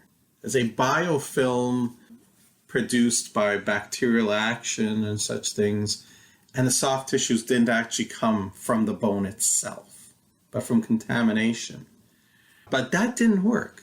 That one fell apart, because now scientists began to look inside dinosaur bones, and they found many more examples, not just the one in Schweitzer's T-Rex bone. And these examples included blood cells, blood vessels, and proteins. And here was the kicker. Among the proteins were two called actin and tubulin. And these are not found in bacteria. Okay. Which means they didn't come from contamination. Right. They also found one called PHEX, P-H-E-X, stands for phosphate regulating endopeptidase, X-linked, and that's unique to bone. Only find that in bone, nowhere else. And bacteria, last time I looked, don't have bones. Mm-hmm. And then to make things even worse for evolutionists, they even found DNA. And they found DNA in 3 independent ways. Okay. And we'll come back to the DNA. Yeah, isn't DNA not supposed to last millions of years? No, it definitely isn't. DNA is a very unstable molecule. Mm-hmm. And we will come back to that in more detail. But getting back just to the soft tissues, the real chemistry, again, real science, the sort that's based on actual laboratory experimentation and observation, shows that it is impossible for these kind of substances to last 65 million years, the supposed age of the last of the dinosaurs. It's impossible, and every single textbook said so. Here we're referencing an article from The Biochemist from June 2002 by Nielsen Marsh. Now, Dr. Schweitzer herself said on Nova Science Now in 2009, when you think about it, the laws of chemistry and biology and everything else that we know say it should be gone. It should be degraded completely. Mm-hmm. So here's Dr. Schweitzer saying this. Dr. Schweitzer, who's an expert in these things, and she's saying the laws, the most certain things in science, the laws of chemistry and biology and everything else that we know say it should be gone. Right. Should be degraded completely. Cannot be 68 million years old. So if you go where the evidence leads, you go with what you're supposed to do in science, you're supposed to conclude that, you know what, these bones are not 68 million years old. Does Dr. Schweitzer do that? Well, no. Dr. Schweitzer doesn't do that. Dr. Schweitzer throws out every single thing she has ever learned about this. And she said, the presence of original molecular components is not predicted for fossils older than 1 million years, and the discovery of collagen in this well-preserved dinosaur supports the use of actualistic conditions to formulate molecular degradation rates and models rather than relying on theoretical or experimental extrapolations derived from conditions that do not occur in nature. Now, that's quite a mouthful, but what she's saying basically, let's throw out everything we learned in the laboratory, because we want to hold on to the evolutionary time span. I see.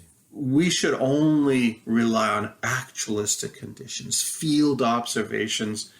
So one fell swoop, to protect evolution, to protect the time scale of evolution, we've just essentially thrown out science.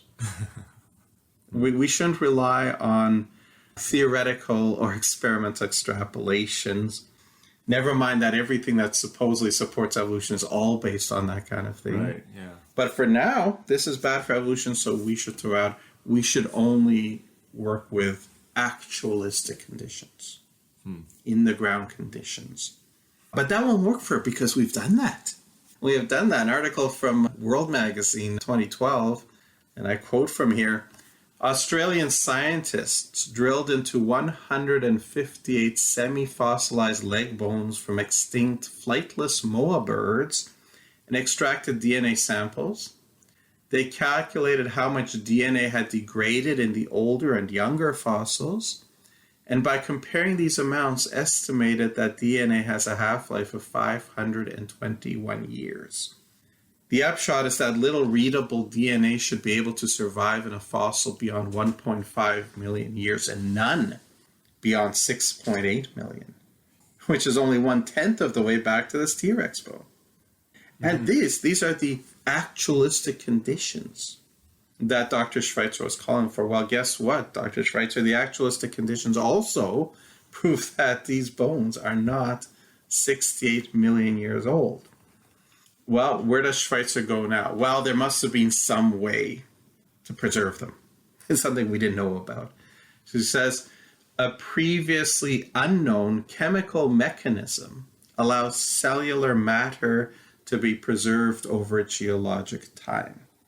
Do you find a problem with that statement? One word in particular? Previously unknown? Previously unknown. Interesting. Previously. Do we know this mechanism now? Yeah, do we? We don't. There is no Okay. mechanism. Okay, I see. And it's this song. It's not, it would be problematic if you said an unknown chemical mechanism allows it to happen. And again, we're just going to hope we'll find something. We don't have something, but we're not going to let go of the evolutionary timescale. But to put in the word previously implies that now we do know it. Yeah. And we don't. And what's interesting is when the critics complained about the biofilm, the contamination in our sample, she actually said in one speech, here's the data in support of a biofilm origin, and she put up a blank slide. We haven't found any yet. Which is true, but then we could do the same thing with her previously unknown mechanism, couldn't we? Right. The data in support of Schweitzer's previously unknown chemical mechanism that allows cellular matter to be preserved over time is a blank slide. Talk about your double standard here, folks. Now, I said we'd come back to DNA. Here's the issue. DNA is also being found in these fossils, including one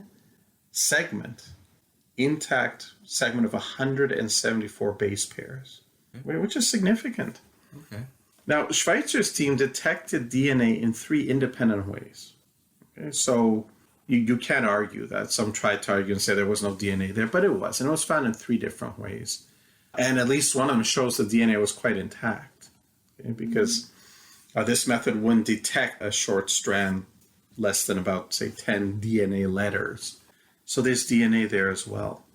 And this becomes very difficult now for evolutionists or for Christians who want to accept the deep time, the 4.6 billion year old Earth. Because the experiments that were done on DNA survival that we referenced before was by Alan Toft and his team, published in the Proceedings of the Royal Society in 2012.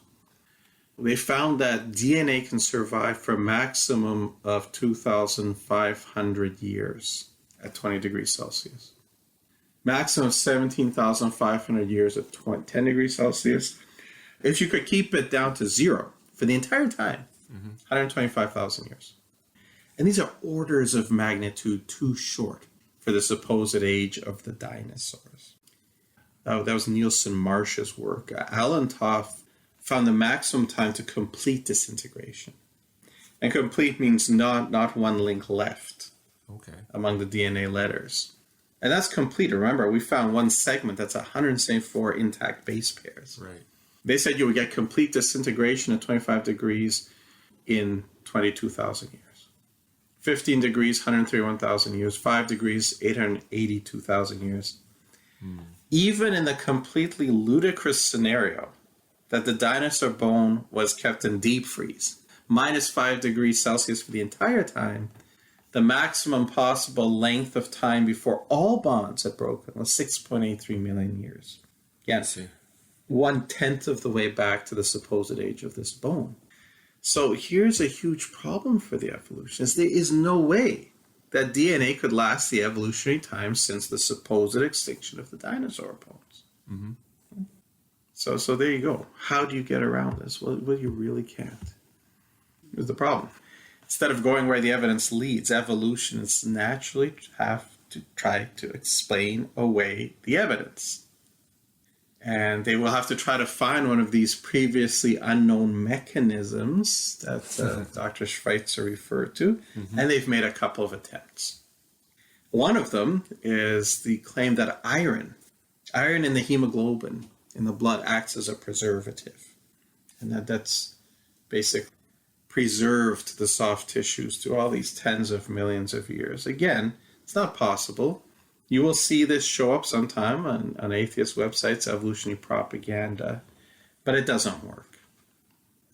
In this experiment, the researchers soaked ostrich bones in a concentrated solution of hemoglobin and found that the blood vessels in the ostrich bones were still recognizable after 2 years. And so they suggested that the iron in the hemoglobin acts as a preservative by cross-linking proteins to make them more resistant to decay and by acting as an antioxidant. Sound reasonable? Oh no, I'd have to look more into their exact methodology. Exactly. On the surface, if you don't look and you don't look into it, it can sound plausible. And so evolutionists will say, okay, that's the answer, let's move on. But in fact, the explanation is bogus. First of all, the researchers used a concentrated solution of hemoglobin, which doesn't occur in real life. I see. On the contrary, where you have tissues that are rich in blood, they actually decay faster in real life than other tissues. They don't become more resistant to decay, they decay faster. The second problem is the idea that being recognizable after 2 years means they could last 68 million years is a non-starter. Right. Yeah. Even if concentrated hemoglobin were as good a preservative as formaldehyde, and no one claims that it is, even formaldehyde only slows decay, it doesn't stop it. And with formaldehyde, we can look further than 2 years. Corpses that were embalmed with formaldehyde show noticeable decay in less than a century. So no, this iron is not going to stop decay across 68 million years. And the third problem with this supposed solution is that the concentrated hemoglobin probably acts as a pickling agent to maybe stop bacterial and enzymatic degradation. Again, you don't have that in real life, in nature. But even if it stops bacterial and enzymatic degradation, the dilute solutions in nature wouldn't have this effect, and under no circumstances does it stop the chemical and the thermodynamic breakdown. So this attempted solution doesn't work. The only other one I've heard of is the toast model. Does that one sound good? Sounds yummy. It does indeed. This was a study published in Nature Communications. The researchers here basically took some organic tissues, put it on a hot plate in the lab, and toasted it. And they found that it darkened in color. And when they examined it, they found that some proteins had become denatured and cross-linked to form polymers. So the same kind of thing that they claim about the iron in the hemoglobin, cross-linking things. And they found these spots were darkened. It's kind of a crusty, toasted layer. And they noticed that some of these fossils in which the soft tissues had been found also had dark spots on them. And so they posited that this sort of toasting had happened in the fossils, and these denatured cross-linked polymers then shielded the nearby proteins from microbes and even from chemical interactions, and that's why it lasted all this time. Does that one sound better than the iron model? I mean, so far, maybe. Sure. Again, it's one of these things, and they need to have it. They need to have things that sound plausible to the general public who will not look further, so they can just move on and assume the problem was solved, but it wasn't. Okay. This model itself has two fatal problems. First, they're assuming that the fossils' proteins and polymers had been lying in the ground with almost no decay for millions of years. They made no attempt to demonstrate that experimentally, because through the time, these polymers would also decay and stop offering protection. Basically, this comes down to saying it didn't decay because it didn't decay. The second problem is that some of the samples from the fossils were entirely soft tissues. They didn't have this crusty coating to protect them. Schweitzer's T-Rex bone had connective tissue that didn't have this kind of crusty coating to protect it. Armitage, remember that name, Armitage? Armitage and Anderson later published their description of a pliable sheet of soft tissue taken from a Triceratops horn. And that didn't have this kind of toast protection. Most notably, there's a Precambrian seafloor worm sheath that was found, written up in Journal of Paleontology in 2014. And this had no protection, no toasting. And the authors write, minerals have not replicated any part of the soft tissue, and the carbonaceous material of the wall's primary, which means it hasn't been replaced. Okay. So it's preserving the original layering of the wall, its texture and its fabrics. It is still flexible, as shown by its soft deformation. There's no dark, crusty toast material here. And yet this is supposed to be 551 million years old. I see. Remember, hard science has already ruled on this. These materials cannot last 551 million years. Under ideal conditions, they could last maybe 1/100th of this time. And these models don't address the issue of how the DNA lasted. So we'd have to say at this point, the soft tissues found in dinosaur bones, soft tissue fossils, prove beyond any doubt that the dinosaurs did not die out 65 million years ago. They didn't live millions of years ago, let alone tens of millions or hundreds of millions of years ago. These things lived in the time span of thousands at most. And that's what hard science shows. Theory of evolution and theory of deep time should be gone now. But as a famous doctor once said, the very powerful and the very stupid have one thing in common. They don't alter their views to fit the facts. They alter the facts to fit their views. Would you say you saw that happening here? Yeah. Absolutely. And here's interesting. Remember I told you to remember the name Armitage? Mark Armitage. What happened when he found the soft tissue in the Triceratops bone? He was working as a microscopist at the California State University at Northridge, CSUN. He had been hired to manage their electron and confocal microscope suite in the year 2010. He had published some 30 articles in scientific journals about his field of specialization. This is from Reporting God Reports from 2017. So he was hired in 2010, published some 30 articles in scientific journals. He's an expert in this. 30 is quite a bit. 30 is quite a bit, yes. Yeah. In May 2012, he went on the dinosaur dig in Montana. There he unearthed the largest Triceratops horn that had ever been found there.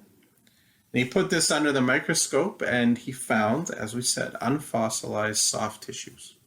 And he published it in February the next year, 2013, in a peer-reviewed scientific journal, Acta Histochemica, specializes in this very field, cell and tissue research. 2 weeks after he published it, he was fired. Without a job. A biology professor came into his office and said, "We are not going to tolerate your religion in this department." Now, was there anything that had to do with religion in anything that happened here? No, there's no mention of it at all. He did good science, a well-qualified scientist, published in the scientific journals, took a sample, did observations on it the way you're supposed to do in real science, published it in a peer-reviewed journal, not a Christian journal, not a religious journal, well-respected journal of cell and tissue research. He gets fired for that. Because we're not going to tolerate your religion. See, what they're admitting is that evolution is their religion. Atheism, which means evolution, is their religion. We're not going to tolerate any challenges to that. Now, in this case, Armitage sued, and CSUN fought that for a time, and then finally, when the courts were ruling in Armitage's favor, they had to settle out of court. almost $400,000 in the year 2016. This kind of thing is very common. We'll see another example later, but it's very common. If you are employed in any field of science, if you start saying anything that sounds remotely like creationism, let alone young earth creationism, you're dead meat. Your career is toast. So when people ask, how come all the scientists go along with it? Well, it's your job or you go along with it. Right? So any comments then on dinosaurs? Any comments on like what your impressions before and what this means? Yeah, I mean, there's what you showed makes sense.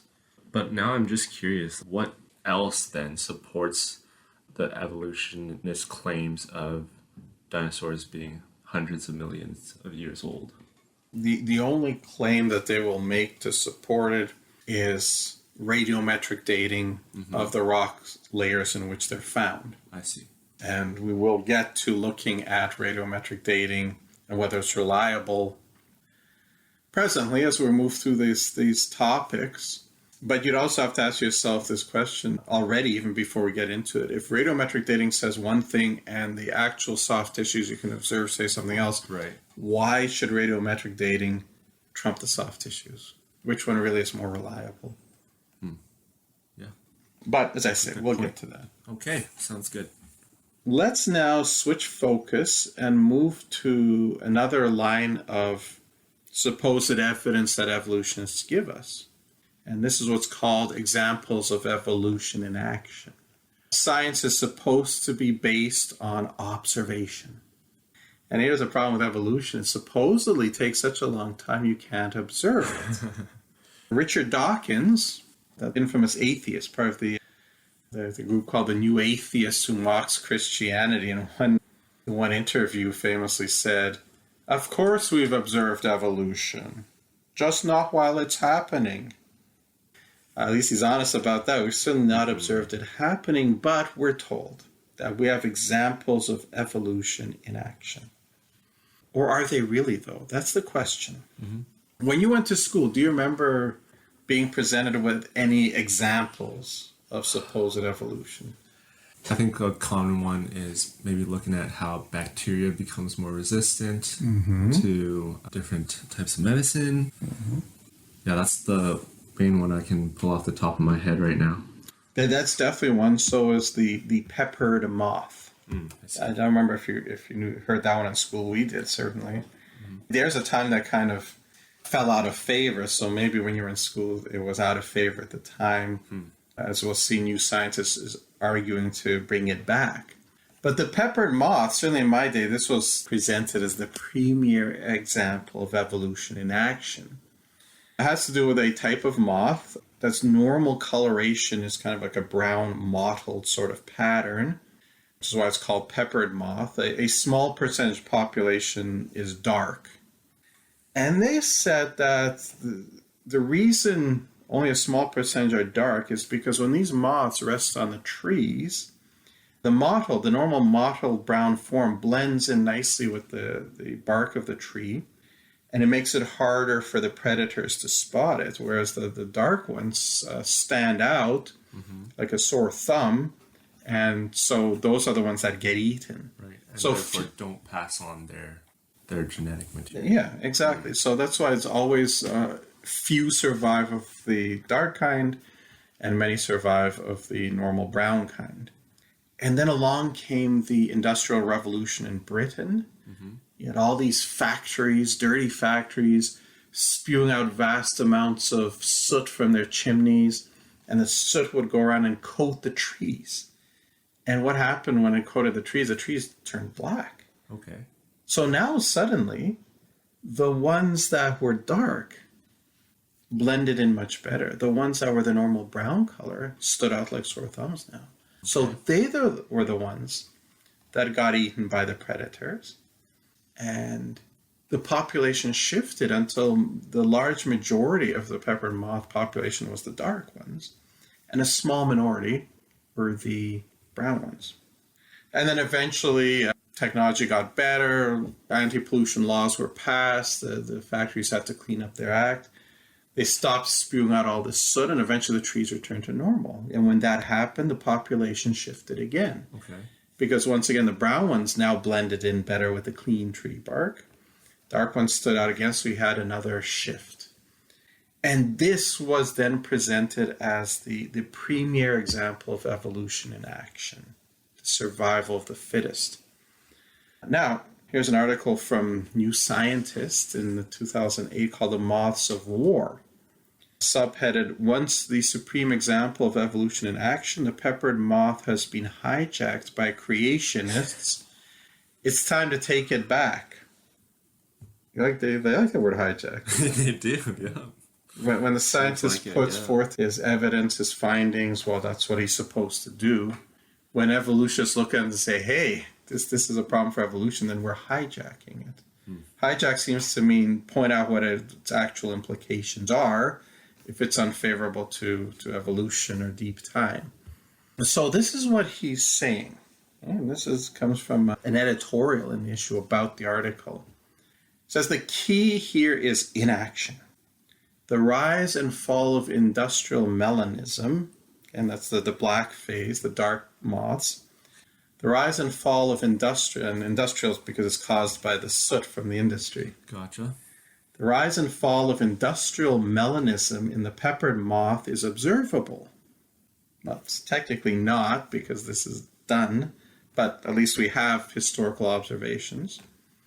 Hence the prime example of Darwinian evolution in action. If we could observe the spontaneous generation of new information, and the theory includes mechanisms to generate this, such as gene duplication, and its selection, that would be a better example of evolution in action, but it's a rare event and you'd have to be incredibly lucky to observe it happening. Okay, here's the thing. What do you observe? Well, you observe the survival of the fittest. Yes. You remember that the driving force for evolution is natural selection acting on random genetic mutation. They say that here we see the natural selection. Unfortunately, we don't see the random genetic mutation that creates new genetic information. Okay. He says the theory includes mechanisms to generate this, but that's false. It's just gene duplication. As we've said, gene duplication is just giving you two copies of the same information. It's not giving you new information. Mm-hmm. But he's saying basically, here we see survival of the fittest. If we also saw the creation of the new genetic data, that would be a better example. Well, but that's tantamount to if I show you a picture of a man and I ask you, does Superman exist? And I show you a picture of a man. I say, here's proof that Superman exists. You see, because he's a man in this picture. This is a man. Mm-hmm. Now, if I could show you him with superpowers, that would be a better example. Better proof for Superman. For sure. But that's hard to observe. Does the existence of a man prove that Superman exists? No. Absolutely not. Survival of the fittest does happen, as we've pointed out, but that doesn't prove evolution because without the new genetic data, you do not get evolution. So what does new scientists do? Well, they do what I've mentioned before they will do. They will redefine evolution into something that does happen, but is actually not evolution. So evolution is defined as changes in the frequency with which a particular gene or allele of a gene occurs in a population. Is that evolution? No, because you're not getting anything new. You're just changing the frequency. Yeah. But they want to insist. They say, to be clear, this is evolution. It's a change in a gene allele frequency in a population, so it's evolution. That's not evolution, folks. It isn't. Here I have a chart showing the top 10 sources of immigration into Canada. This as of 1996. And this pattern has been going on for a long time. The chief sources of immigration into Canada every year: Hong Kong, India, China, Taiwan, Philippines, Pakistan, Sri Lanka, in that order. So that would mean that from year to year, the percentage of people in the country from these sources is going up. Let me ask you, what do you think is happening to the frequency of the blonde hair gene or allele in Canada is? I have no idea. Well, but you know that people from Hong Kong, India, China, So it's Taiwan, decreasing. don't have blonde hair. Yeah. So the more you bring in people who don't have blonde hair, Right. the lower the frequency of the blonde hair gene will be. Sure. And new science is trying to sell you on the idea that that's evolution. So it's like with the peppered moths and the brown moths. Yeah, you get more peppered moths, fewer dark moths, more dark moths, fewer pepper moths. Just like you have more people with dark hair, fewer people with dark hair, more people with blonde. It's not evolution. Right. So when they tell you that that's evolution, they are blowing smoke, folks. You know perfectly well that that's not evolution. Yeah. So let me get this straight here. So these dark moths and these lighter moths existed at the same time. Yes. Okay. Then that makes no sense to why they're saying this is evolution then. Because they're existing at the same time. They have to because they don't have any genuine examples. Okay. All right. Then the article goes on to say this. However, the creation of a new gene or allele is rather rarer. This would correspond to a change from 0%, no one has it, to a very low percentage, only one individual has it. Well, indeed it would. But here's the problem. To go from 1% to 2%, to go from 10% to 12%, you can do that through natural selection because the genetic information for both traits is already there. Exactly. Yeah. Okay. It's not the same as going from 0 to 1. Right. Okay, it's absolutely not. That's like me saying, yeah, if I had a man, yeah, if I could show him with superpowers, that would prove Superman. Okay? Okay. But they double down on this. They say going from 0 to 1 is just the same as going from 10 to 15. And the article says, saying that changes in gene frequency is different to creating new genetic information is a bit of a false distinction. Is it a false distinction? I think it's a necessary distinction, actually. Exactly. If you create new genetic information, that means the frequency of that gene has increased by 1. Yes, but you can't create it. That's the problem. Right, yeah. Imagine you're growing vegetables in your garden. Okay? You have tomato seeds and you have carrot seeds. Okay? Can you change the frequency? Can you plant more tomatoes and fewer carrots? You can plant more carrots, fewer tomatoes. Yeah, of course. Okay. But can you plant more tomatoes or fewer carrots? Like whatever distribution you make between carrots and tomatoes, will you ever get potatoes? No, sir. Absolutely not. So to try to sell to the public that the idea of changing a gene frequency from 0 to 1 is the same as changing it from 10 to 15 is an absolute bald-faced lie. Let's not sugarcoat this. It is a lie, or it is incredibly nescient. This person has no idea what he's talking about. Yeah, this one's the worst one I've heard so far.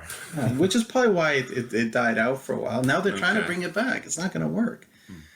They're trying to bring it back and hide it with these fake redefinitions. Okay. It never was a good example because even the story as we were told isn't true. Actually, the peppered moths don't rest on trees where they get eaten by predators like birds. They like to hide on the bottom of leaves. Huh. Okay. The guy who first cooked up this example actually took a bunch of dead moths and put them on the tree branches and took pictures of them. Fake. Now, you mentioned this one before as well, and commonly cited example of what's supposed to be evolution in action, and that is the antibiotic resistance in bacteria. But again, this is not evolution, because evolution requires the development of qualitatively new genetic data that will lead to new structures, organ systems, and so on, so that it can move from single cell all the way up to human beings and going through birds and fish and so on. All of these on side chains. You need new genetic data. And antibiotic resistance is not an example of that because the bacteria doesn't actually evolve, not in the sense of developing new genetic data. Where you get antibiotic resistance, there's two ways that it happens. Number one, within the original population of bacteria, a few of them have resistance.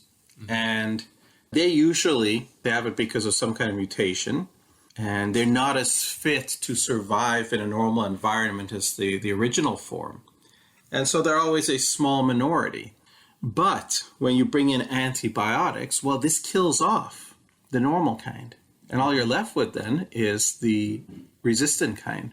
So this, like we saw with, say, blonde-haired people and dark-haired people in a population, or with the peppered moth, this is selective breeding. You're simply changing the conditions to make one variant come to the fore.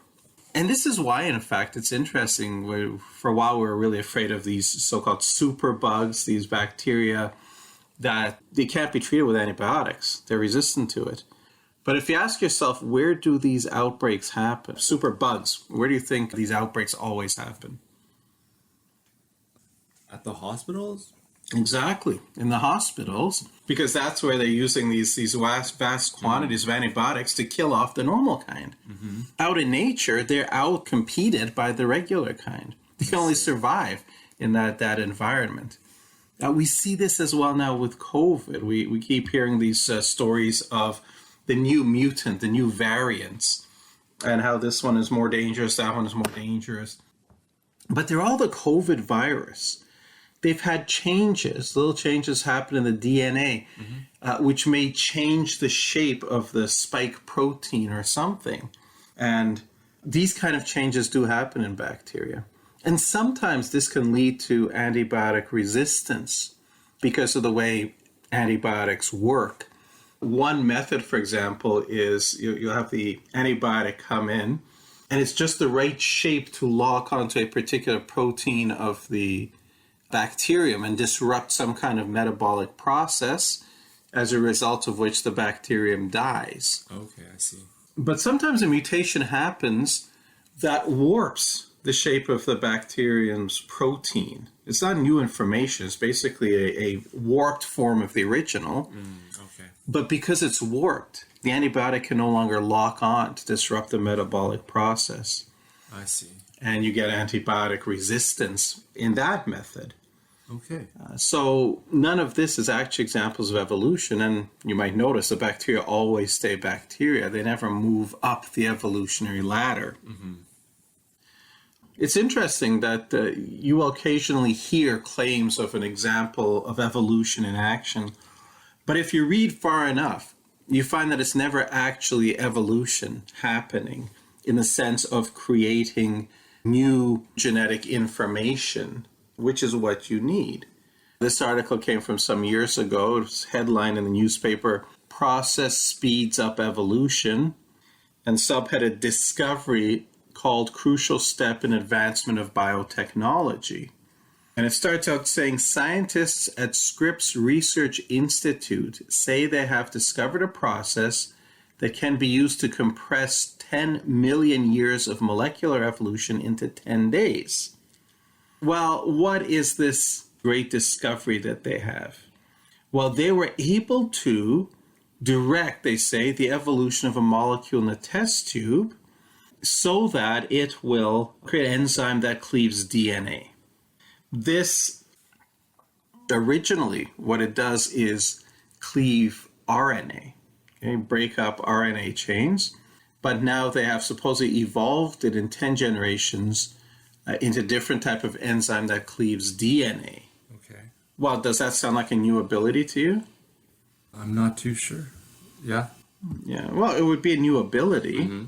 The problem, though, if you read down through the article, and you always have to read to the end because they tend to hide the significant stuff in the later parts, we read that the study began with a population of 10 trillion molecules. They chose a particular group of molecules that usually cleave RNA and that have a limited ability to cut strands of DNA under high temperatures. There we go. There you go. What's the problem here? There's nothing new. They already have the ability to cleave DNA. Exactly. Nothing new has been developed. Here's another example, also coming out of, this one's from the New York Times. Headline, "Leap in Evolution is Found in Lizards." Well, what supposedly happened here, as you go through the article, you find out that the experiment involved introducing a species of lizard to 14 small lizardless islands near the Ejumas in the Bahamas and leaving them for 14 years.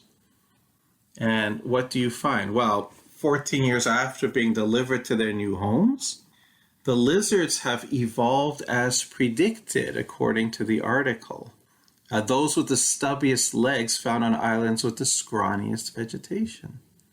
The problem here, the leap in evolution, we're told that some of these develop the ability to leap.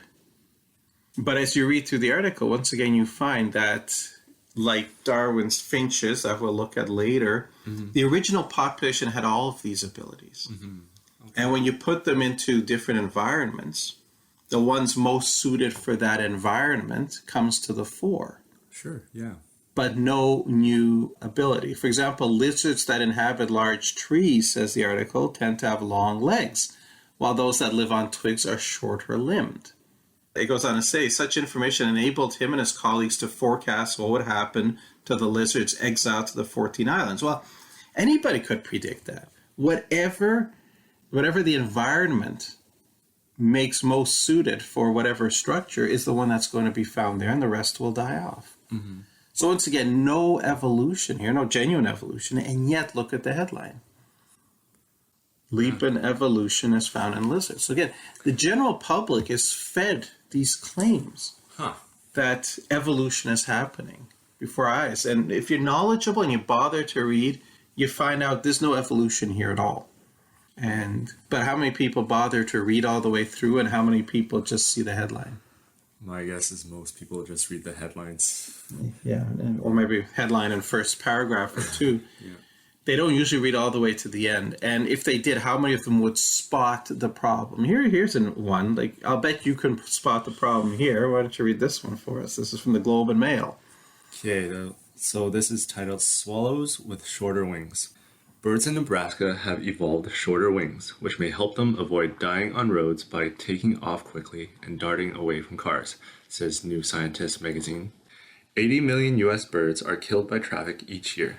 Cliff swallows have taken to nesting on road bridges, so may be especially vulnerable. Charles Brown of the University of Tulsa in Oklahoma has been picking up dead swallows for 30 years. Roadkill numbers have steadily declined since the 1980s, even as the number of roadside nests has risen. The killed birds have longer wings than the birds caught in the missed nets for research, and on average, the caught birds' wings have got shorter. It makes sense. Shorter wings are better for a quick vertical takeoff and improve maneuverability. See a problem there? I just have to scan through this again. Oh, this one's survivor bias, is it? So, birds with short wings have always been around. Birds with long wings have always been around. It's just that birds with the long wings are getting killed off. So you're just left with the birds with shorter wings. Yeah. So would this be evolution? No, I don't think so. Absolutely not. It's a survival of the fittest, certainly, and they're more fit where they're nesting on road bridges. But no new trait has been developed. Yeah. And when you see enough of these examples, and we'll see a few more, but when you see enough of these examples, you have to start asking, why do they not give us one genuine example of evolution in action? Now, that's an important question. Why do they not give us one genuine example? Mm-hmm. And the second question, which causes me to wonder a bit more, is why do they take examples like this and tell you it's evolution when they must know it isn't? Those are two questions that should be asked. And it gets crazier and crazier. You remember the Chernobyl nuclear disaster back in 1986, where this nuclear reactor at Chernobyl in the Ukraine, when it was part of the Soviet Union, went into meltdown and released vast quantities of radiation. And of course, people had to leave the area far away and nobody could live there. Yeah. But there was wildlife. And nobody wanted this to happen, but it did happen. And so it became a good laboratory to see what would happen, because radiation is certainly one of those things that will mutate DNA for you. Yeah, there's lots of stories of babies with birth defects and all that. Indeed. Yeah. But here is how this is written up in one of our popular news magazines. Headline is "The Truly Wild Life Around Chernobyl," and subheaded, "Many animals are in evolutionary overdrive." Well, that means evolution is happening much more quickly. Well, what kind of evolution is that? Well, they look at the mice and they find on this particular type of field mouse they called voles. And they captured them. They analyzed the DNA to search for signs of genetic mutation. And they find this. Among the Chernobyl voles, the gene sequences as well as the proteins from all 5 animals were different. So you had a lot of changes. The DNA did change. Okay. So what did it do to these mice? Did it give them new abilities? For example, did they learn to walk upright, become anthropomorphic, learn to speak and wear red shorts like Mickey? No. Okay? Let's look at what happened to them.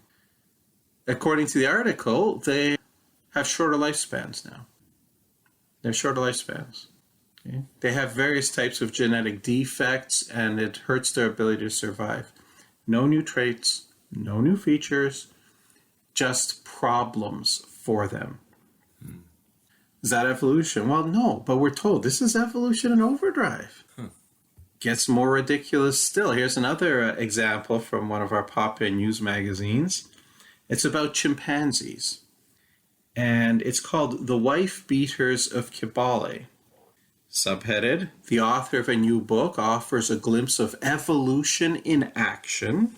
Okay, again, there's that phrase, evolution in action, as chimps in Uganda take up arms. Well, if you read through the article, what's the evolution action? Well, these chimpanzees use sticks, okay, against prey and predators. So they want to eat a monkey, they will take a stick and beat the monkey. If it's a predator, if a leopard is coming along, for example, they will hit the leopard with a stick. Well, now they've noticed that these chimpanzees are using stick to hit other chimpanzees, specifically female chimpanzees. Okay. Does that sound like evolution in action? Not at all. They're just doing the same thing, but themselves. Yeah. So I guess every time I pick up a new sporting implement, I pick up a hockey stick and hit a puck with it, which I've never done before, I've evolved, right? I mean, this is crazy. And yet, with a straight face, they're telling you this is evolution in action. What does that make you think of? Can you think of any actual examples of evolution in action? Yeah, I don't know. Like, the bacteria one was the one I thought off the top of my head, but it doesn't sound like that one is anymore, so... It really isn't. Now, the one you're most likely to come across now, the one that they're really trumpeting, is Lenski's bacteria. Here's a write-up from one of our local newspapers titled Witnessing Evolution with Their Own Eyes. And the subheading is interesting. It says, a breakthrough study shows the origins of species in fast forward, and as the reporter reports, it drives creationists ape. Isn't that a nice little dig? Well, supposedly, bacteria cultured in the laboratory, specifically Escherichia coli, or E. coli, has shown evolution. Now, this fellow, Michigan State University, started in 1988. He had 12 cultures of E. coli, and he grew them generation after generation. Evolutionary scientists like to use bacteria like E. coli because they have such quick turnaround time. They're very, very short period of time before they will reproduce. And so you can go through thousands and thousands of generations. Sometimes evolutionists dodges to say that, well, we can't really do experiments on evolution because it takes millions and millions of years. But really what counts is how many generations you have. So if you use something with a very quick generation, then you can go through enough generations that evolution should be seen if it does actually happen. So he grew these E. coli generation after generation. At the time of this writing, he'd been doing it for 20 years. It's continued on. The culture medium in which he grew them had a little glucose, but lots more citrate. So that was there for them to eat. Well, he grew them through populations, through 44,000 generations, which would be the equivalent to millions of years of generations of a human population. And at some point, he noticed that one of the populations had evolved the ability to metabolize the citrate. okay, instead of the glucose. That's what E. coli normally eat, is glucose. Okay. But a glucose and citrate in the culture, and he noticed that one population had evolved this new ability to metabolize citrate. And according to the article that we mentioned before, this would be like a dog evolving the ability to eat newsprint. Well, that would definitely be a new ability, wouldn't it? The problem here is, first of all, that bacteria already have the ability to metabolize citrate. And they do it through what's called the Krebs cycle, which you probably learned in high school biology. Oh, man, that was a long time ago. Yeah. They already have that ability, though. Okay. Now, the thing is, where oxygen is present, they will metabolize the glucose. It's a much more efficient way of getting energy. Oh, okay, I see. But and that's what we do as humans, in anaerobic conditions where there's no oxygen, we die. The bacteria don't, because they have this genetic ability to metabolize citrate. For that, they don't need oxygen. Okay. So in the aerobic conditions where there's oxygen, they metabolize glucose. In anaerobic conditions, no oxygen, they switch to metabolizing citrate because they have the genetic coding for both. Okay. And they have the controller gene. And what the controller does is, when there's oxygen around, it turns off. Sure, yeah. There's this citric acid, the citrate processing. And if there's no oxygen, it turns it back on. Okay? So it's not a new ability. It's not just a new ability. Quite the opposite. What happened is that it now uses that ability even in aerobic conditions where bacteria normally don't. And, well, they had to study and try to figure out why. And eventually they realized that there was a copying error. That's one of the types of mutations you get. And this copying error copied the genes for metabolizing citrate, but flipped them upside down. Okay. So they're no longer under their proper controller, the one that would turn them on and off. I see. It came under the control of a different controller, which just kept them on all the time. And this is why they were now metabolizing citrate in aerobic conditions. Okay. If that sounds complicated, let's give an analogy. You know those timers you have that you set in your house that turn the lights on at night and turn them off during the day? Yeah, that's what they're supposed to do. So if you're away, the lights come on at night, people think you're still home. Right. That's what it's supposed to do. Turn them on during the night, turn them off during the day. Now you have one of these controllers and it breaks. The lights stay on all the time. Right. Would you say that your timer has evolved a new ability? No, sir. But that's what Lenski's bacteria have done. It's exactly the same thing. It's its ability to stop metabolizing citrate in aerobic conditions. Essentially broke it, turned off. It can't stop doing it. Okay, I see. It didn't develop any new ability. In fact, again, in nature, this would not actually be helpful because metabolizing citrate is much less efficient than metabolizing glucose. And this one then is their prime example, the prime one they're going to bring up today, probably in your classes in university on evolution. And it's nonsense. Okay. But again, how many people do the research and figure this out? And so again, this brings us to these two questions that you should always ask the professor. Can you give us an actual example of evolution in action? Can any evolutionist give us an actual example of evolution in action? Okay. They may hem and haw, but the answer is no. And we can see that partly from the fact that they keep giving us examples that are not evolution in action. And if they're knowledgeable, they must know that. Raises the second question. Why are you putting out examples of evolution in action of things that you know is not evolution in action? Okay. At least you don't seem to want to say, well, we haven't found any yet. You seem to realize that you need to put forth something, but people are knowledgeable about evolution know that these are not examples. I see. So that would seem to be a problem, wouldn't it? Yeah, of course. Any other arguments or supposed evidences for evolution with which you're familiar? No, not off the top of my head, John. Well, let me put forth another couple that come up. One is homology. Okay. And they will argue, for example, if you look at the bones in the flipper of a whale, the leg of a frog, the leg of a horse, a lion, a human being's arm, or the wing of a bat or a bird, you will find similar kind of structures. And similar structures would be explained if they all came from the same ancestor. And these developed from whatever the ancestor had, somewhat differently for each of these, but still fundamentally very, very similar. And that's the argument from homology. That means they're looking roughly the same. What do you think about that example? Do you think that that's convincing? Just because they look similar doesn't necessarily mean they came from evolution. They could have been simply created like that. It's not an argument against creation. Yeah, that's true. That's the first point. This doesn't accord with evolution any better than it does with creation. And a second point we'd put out is that they don't actually look all that much the same. If you compare bones in a bird's wing to those in the leg of a lion, you're going to see an awful lot of differences.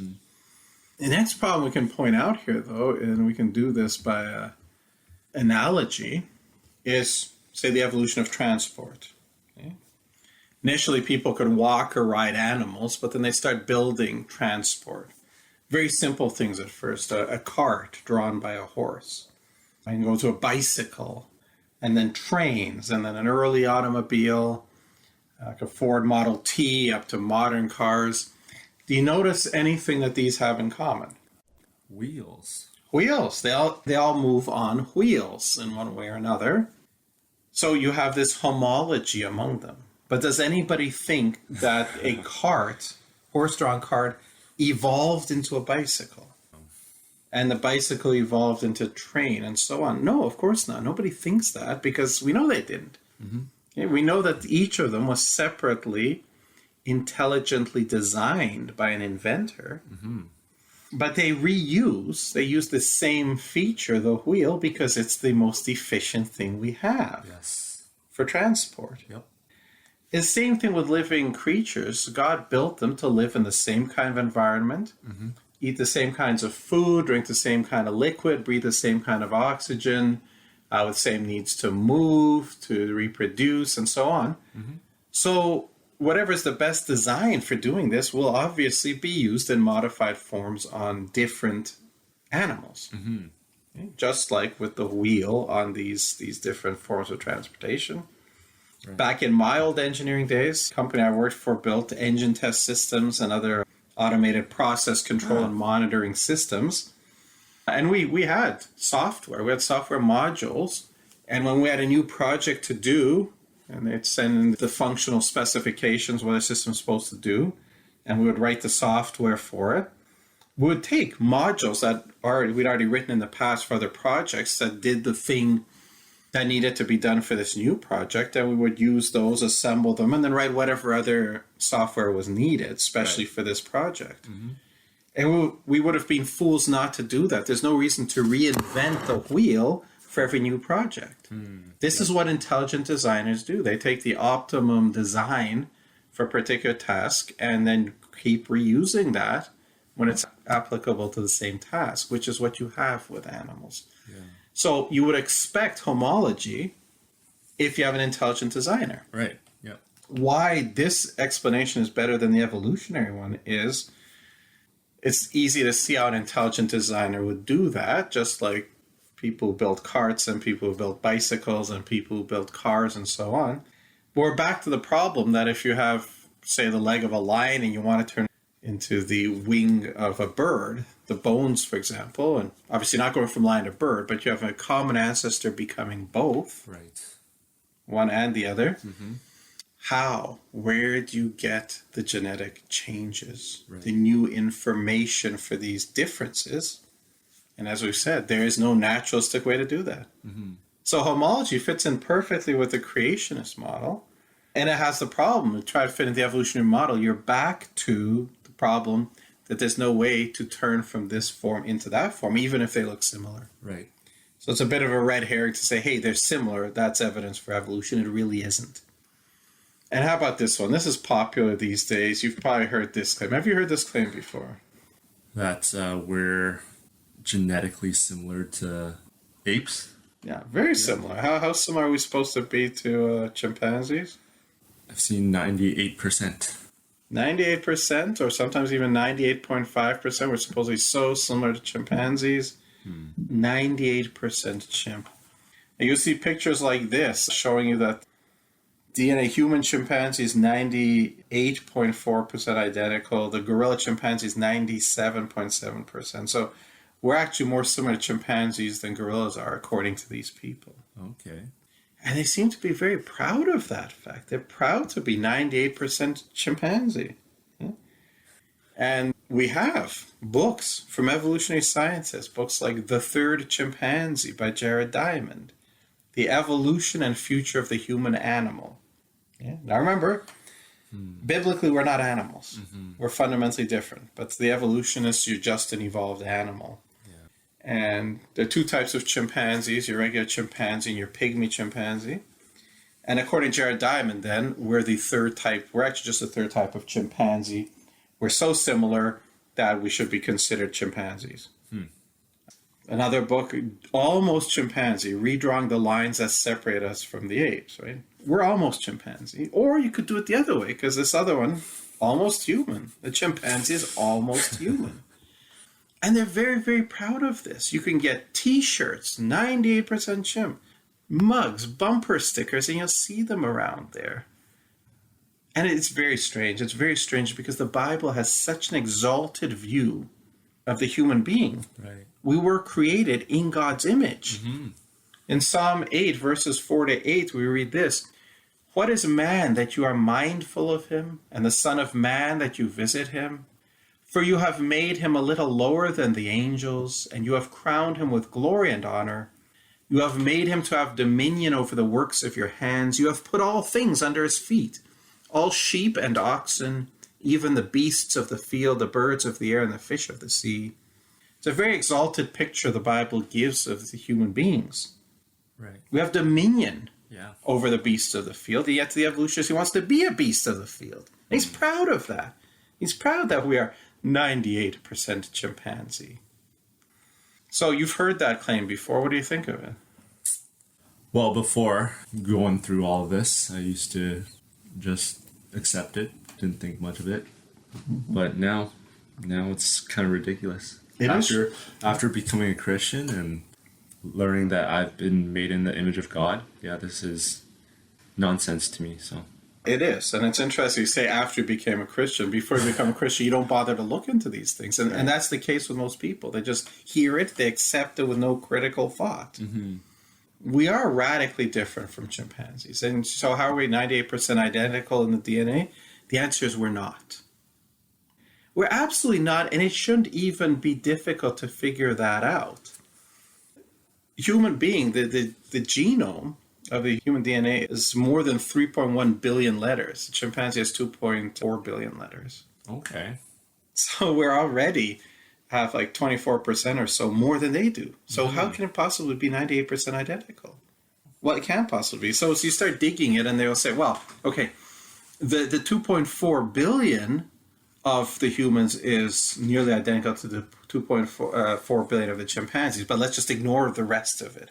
We'll call it junk DNA and say it doesn't count. Okay. Yeah, junk DNA. It was very popular for a while. It's falling on hard times because as we do more research, we find out that what's called junk DNA is not junk at all. Right. It actually has very important functions. Over 600 protein coding genes, but also very important in what's called epigenetics. Okay. What's So it's that? Epigenetics is parts of the DNA that control other parts of the DNA. Okay. When you think about it, DNA codes for proteins. Well, that's very nice. So you got proteins. But the DNA would just make a whole pile of proteins. How does that get put together in the human body? Okay. How does what about the control function of what turns on their operation, what turns off their operation, and that kind of thing. So I see. we've learned very little, actually, about DNA. We thought we figured it all out, and we realized that actually we were just starting to scratch the surface. So now we find the chimpanzee genome matches 76% human genome, which means we have a maximum of 76% identicality. And we don't even have that, because to make them line up precisely, you'd have to introduce some gaps in one or the other. That gives you see. another 3% difference. Where you line them up, there's still places where there's a letter difference between the human and chimp. So you another 1.23% difference. And there's copy number variations where different numbers of human genome line up with different numbers of chimp genome. That's another 2.7%. So the similarity might actually be below 70%. Yeah. And some other scientists would put it higher, but now the understanding is it really can't be more than 85%. Okay. Which is really not all that similar anymore. Right. But then the 98%, these kind of claims that are made, DNA, human, chimpanzee, 98.4% identical, is simply not true. Okay? It's another one of those things to get people to believe evolution, but it's simply not true. Okay. Also, the mention of junk DNA, it kind of reminds me of the arguments of things like vestigial organs and things like that. Will we be talking about those as well? We can talk about vestigial organs. Vestigial organs are organs in the human body that people used to think had no function, and therefore, why are they there at all? And I thought, well, these are left over from our evolutionary past. Right. It used to do some kind of function. It's lost the function, so it's kind of like shrunk, and it's just left over. They were pointing to something like the appendix, for example. They said the appendix is a vestigial organ. It's left over. It's just a little sac inside along part of your intestines, a little sac. And you can get appendicitis. You can get bacteria trapped in there and eventually give you an infection. Right. And that needs to be gotten rid of. Okay? Operation to remove it. If you don't, the bacteria builds up, eventually your appendix will burst, and that will kill you. Right. So, and doing an operation on a burst appendix is a lot more difficult than removing it before it bursts. And so evolutionists will say, well, why? Why do you have an appendix at all? It's left over. But there's two problems here. Okay. Well, think about it this way. Suppose this had a function before, but it's lost the function. Yeah. So we could say, well, why would you lose a function that was good? But maybe there's some reason you lose the function, all right? Then why evolve this organ down to a little sac that can kill you? Like, wouldn't evolution remove it entirely? Why would it just shrink it and leave a little bit there? That makes no sense. What kind of mutations could you have going along the line that would lose the functionality and then make it smaller and smaller and smaller instead of getting rid of it? If it could, like, why would it become small? What would be the advantage of a small little sac that can kill you? I see. So from survival of the fittest, it makes no sense. And from the creationist point of view, turns out it does have a function. And the function is an important part of your immune system. Okay. It's not functionless. The same thing with tonsils. Way back when, maybe when I was little or a bit before that, people got tonsillitis. Their usual response was to remove it. You get a tonsillectomy, to take it out because they thought it was a vestigial organ. No use, so just get it out. Now they don't do that. They treated it with antibiotics or other things. They don't want to take it out because they found, oh yeah, this has a function. I think that's an immune system as well. I see. So you go through one by one these supposed vestigial organs, and we find they actually have functions. They're not vestigial at all. Okay. Even if you could find one where we don't know the function yet, it doesn't mean it doesn't have one. Right. But even if we haven't found it, there's no explanation why evolution would have left it here. Why it would shrink it but not get rid of it. It makes no sense. But yeah, that is an argument you will hear brought up. And so it's good to do away with that argument. And then they get more and more creative in their arguments. I don't know if you've heard of this one. And this one's a pretty arrogant one, if you ask me. It's the argument from unintelligent design. Yeah, I've heard that term being mentioned by atheists before. I didn't dig into what they meant by that, though. Maybe that there are some parts of bodies that are less efficient than they could be, maybe. Exactly. And you'll probably appreciate this as an engineer. The argument from unintelligent design is the claim that there are many structures and features in animals and in humans that are clumsy and inefficient. And no intelligent designer would have designed such inefficient systems. They explain better by an appeal to a haphazard process such as evolution. Now, let's remember, we've already shown that evolution can't create anything, so even an inefficient design couldn't be created by evolution. But that's the argument. Okay. For example, Stephen Jay Gould. I don't remember if I've mentioned him before, but let's take a step back to the fossil record because this is kind of funny. Stephen Jay Gould, very, very popular evolutionist, probably in his day the top popularizer, the top who would write books for the general masses to understand and believe in evolution. And he was troubled by admitting that we don't have these transitional fossils in the fossil record. He admitted they're not there. So he had to come up with some kind of explanation, and he and his co-worker Niles Eldredge cooked up what they called the punctuated equilibrium model of evolution. And the way this goes is to say that, in fact, evolution is not a steady process as Darwin had imagined. Organisms stay in stasis, no change for a very, very long period of time, and then something happens, maybe some change in climate or change in environment that would make other features more desirable. And then you get these very short bursts where a lot of evolution happens. Okay? And by short bursts, he means like hundreds of thousands or millions of years. Okay. But short bursts in your supposed 4.6 billion years. Sure. So it's kind of like a staircase with very long, wide steps, and then a very short step up to the next step, and then a long, level place, and then a little move up, and so on. Called punctuated equilibrium. And he said that, see, you'd only find the transitional forms in these very short periods where evolution actually takes place, and your chances of just happening to dig right where that happened is low. That's why we don't have those transitional forms. Does that sound convincing? Do you see a problem with it? He doesn't have any evidence for this, just a convenient argument that he's making. Yeah, exactly. It doesn't have evidence to it. What it is really is essentially a fairy tale to explain why we don't have the evidence. And I came up with an analogy to this. Imagine if a bank is robbed, and the police call a press conference and say, we've arrested the robber. It's Jason Chan. And we know he did it. Okay? It's just a matter of time until we prove it.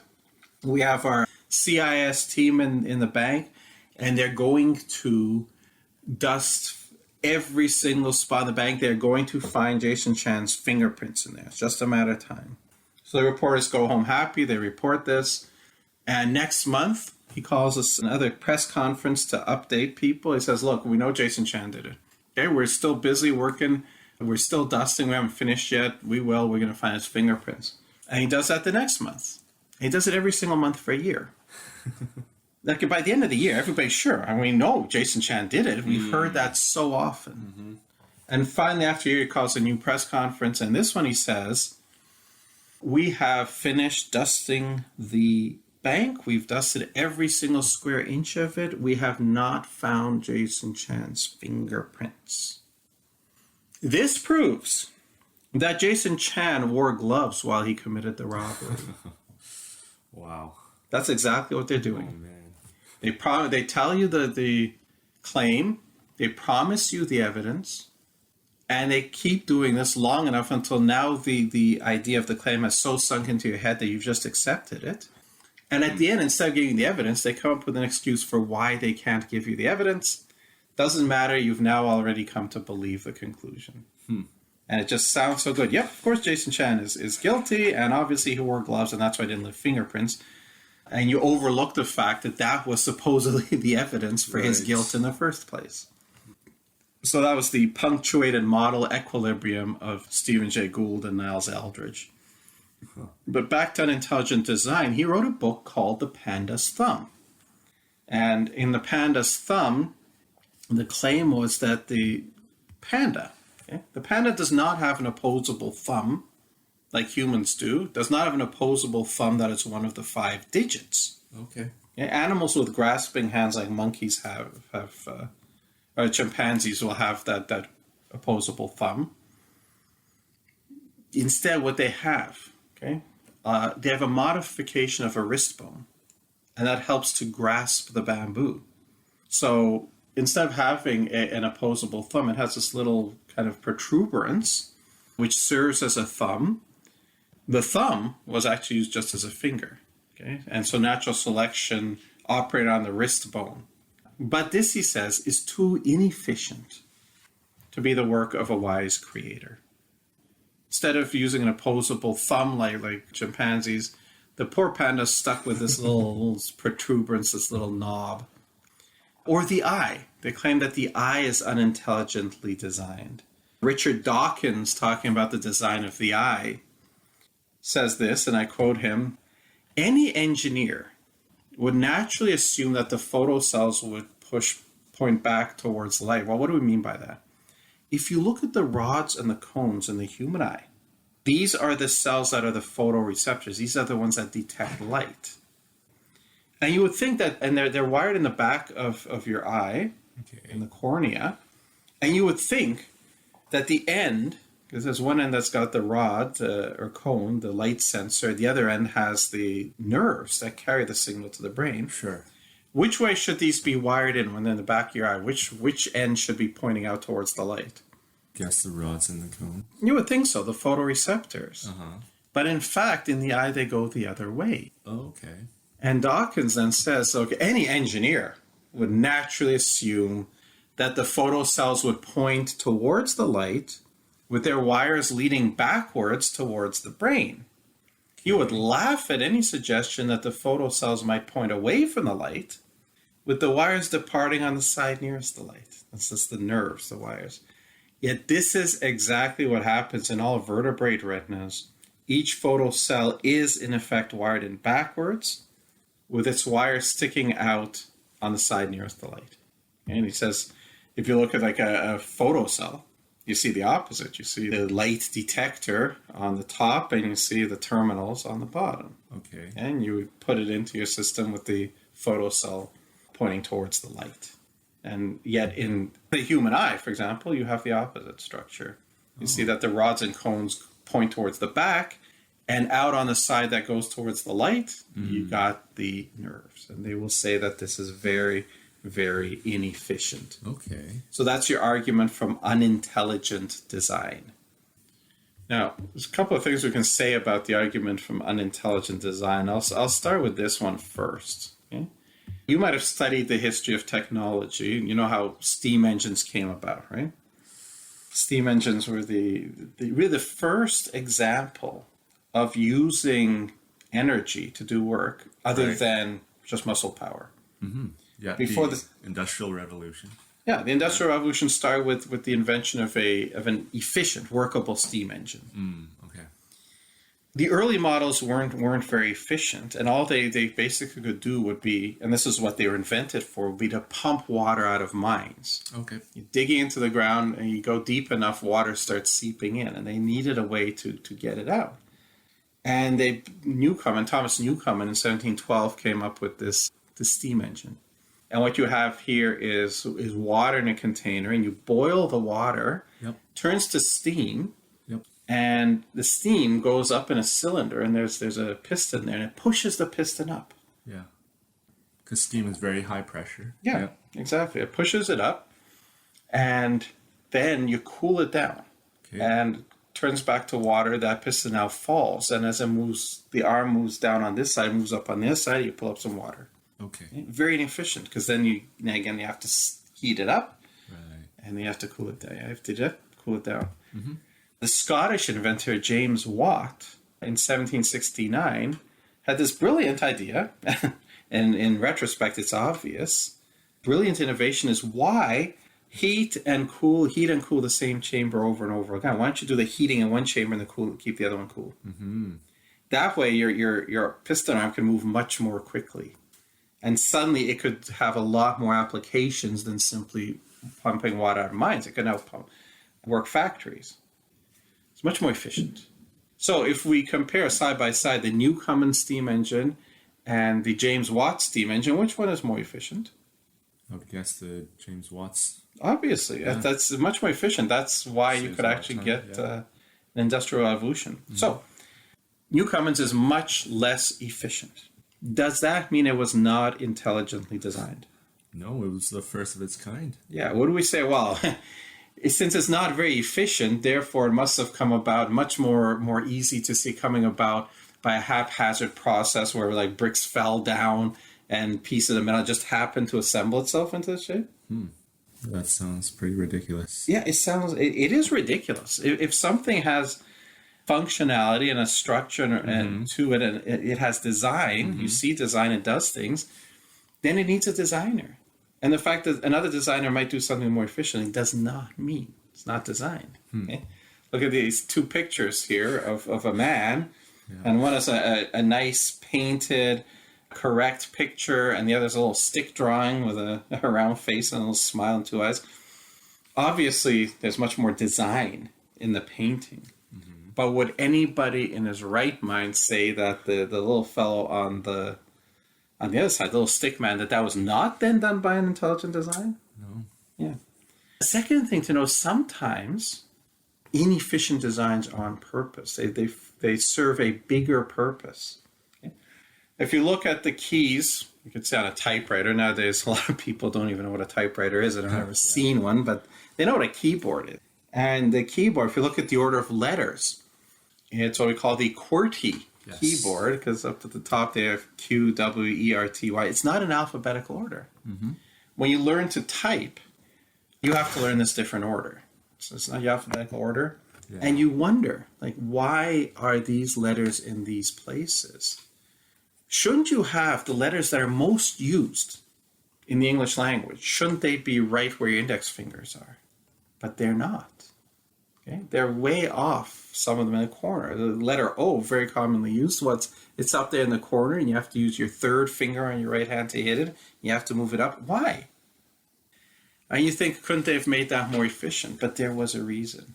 In the old typewriters, when you pushed a button, you have this little metal rod with the embossed letter on it. Right. Would move forward and hit an ink ribbon, which had the paper behind it, and that would print the letter onto the paper.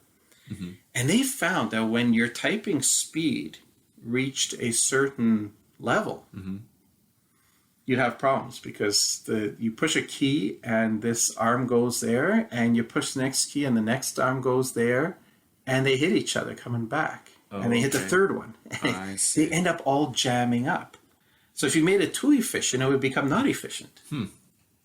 Because you could type faster and faster and faster, but suddenly nothing would get done, because these bars would all jam together and get stuck. You'd have to reach forward, pull them back.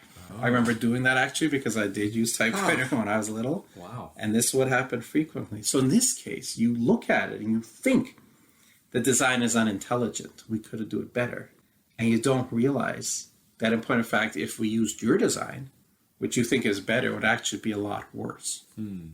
So that's what we're going to do, is look at these claims of unintelligent design and see, is the design really unintelligent? Okay. Or is there more to it that these evolutions don't understand? Whose design is really better, theirs or God's? So let's go through these couple of examples in detail and look at the charges made against them and why, in fact, those charges are bogus. We did mention the eye, that the rods and cones seem to be wired in backwards, that they're away from the front of the eye where the light comes in, and the neurons, the little nerves, the so-called wires, are coming out from the back end of the photocells, and therefore in between the front of the eye, the incoming light, and the rods and cones. One critic puts it this way: the wire, which he's talking about the nerves, the wire has to travel over the surface of the retina to a point where it dives through a hole in the retina, the so-called blind spot, to join the optic nerve. This means that the light, instead of being granted an unrestricted passage to the photocells, has to pass through a forest of connecting wires, presumably suffering at least some attenuation and distortion. Actually, probably not much, but still, it is the principle of the thing that would offend any tidy-minded engineer. I don't know the exact explanation for this strange state of affairs. The relevant period of evolution is so long ago. Well, Jason, I assume you are a tidy-minded engineer. Sure. Having just received your master's, having just had your dissertation accepted without any requirement for changes. I understand first time that's happened in the memory of your examiners, supervisor. So here you go. So you're a tidy-minded engineer. What would you say in response to this? I mean, there has to be some explanation for why these nerves are oriented the way they are. Even though he might not know, I'm guessing that there's still some reason for it, possibly. Yeah, that's a good point. The fact that we don't understand why doesn't mean there's no explanation. As an old saying goes, just because you don't understand what a man is doing doesn't mean he's confused. Okay? So let's look in more detail at the eye and point out once again the idea that something that is of suboptimal design, but of great detailed design, could possibly come about by evolution. We've already shown that that's scientifically impossible.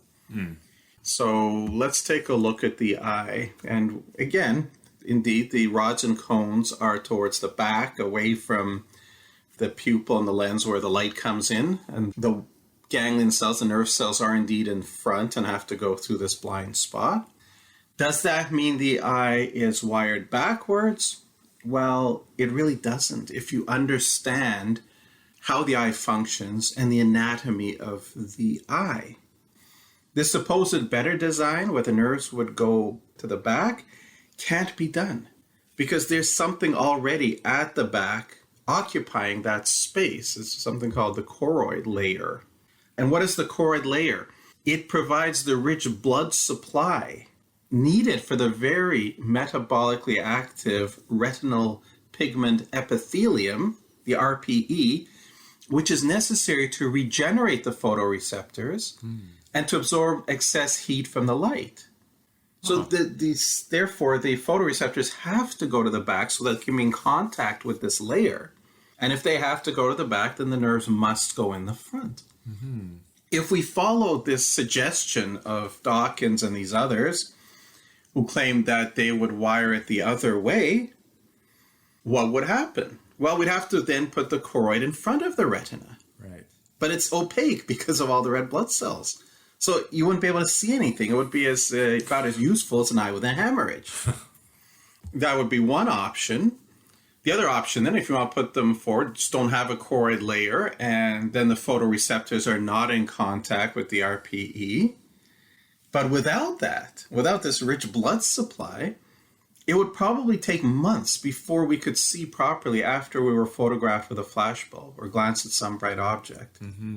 So these features that these skeptics claim would be better, would work better, their design would work better than the so-called backwards wiring, wouldn't work at all. Not functionally at all. Whereas our eye works wonderfully well. Yeah. In fact, people don't understand how well this so-called inefficient design really works.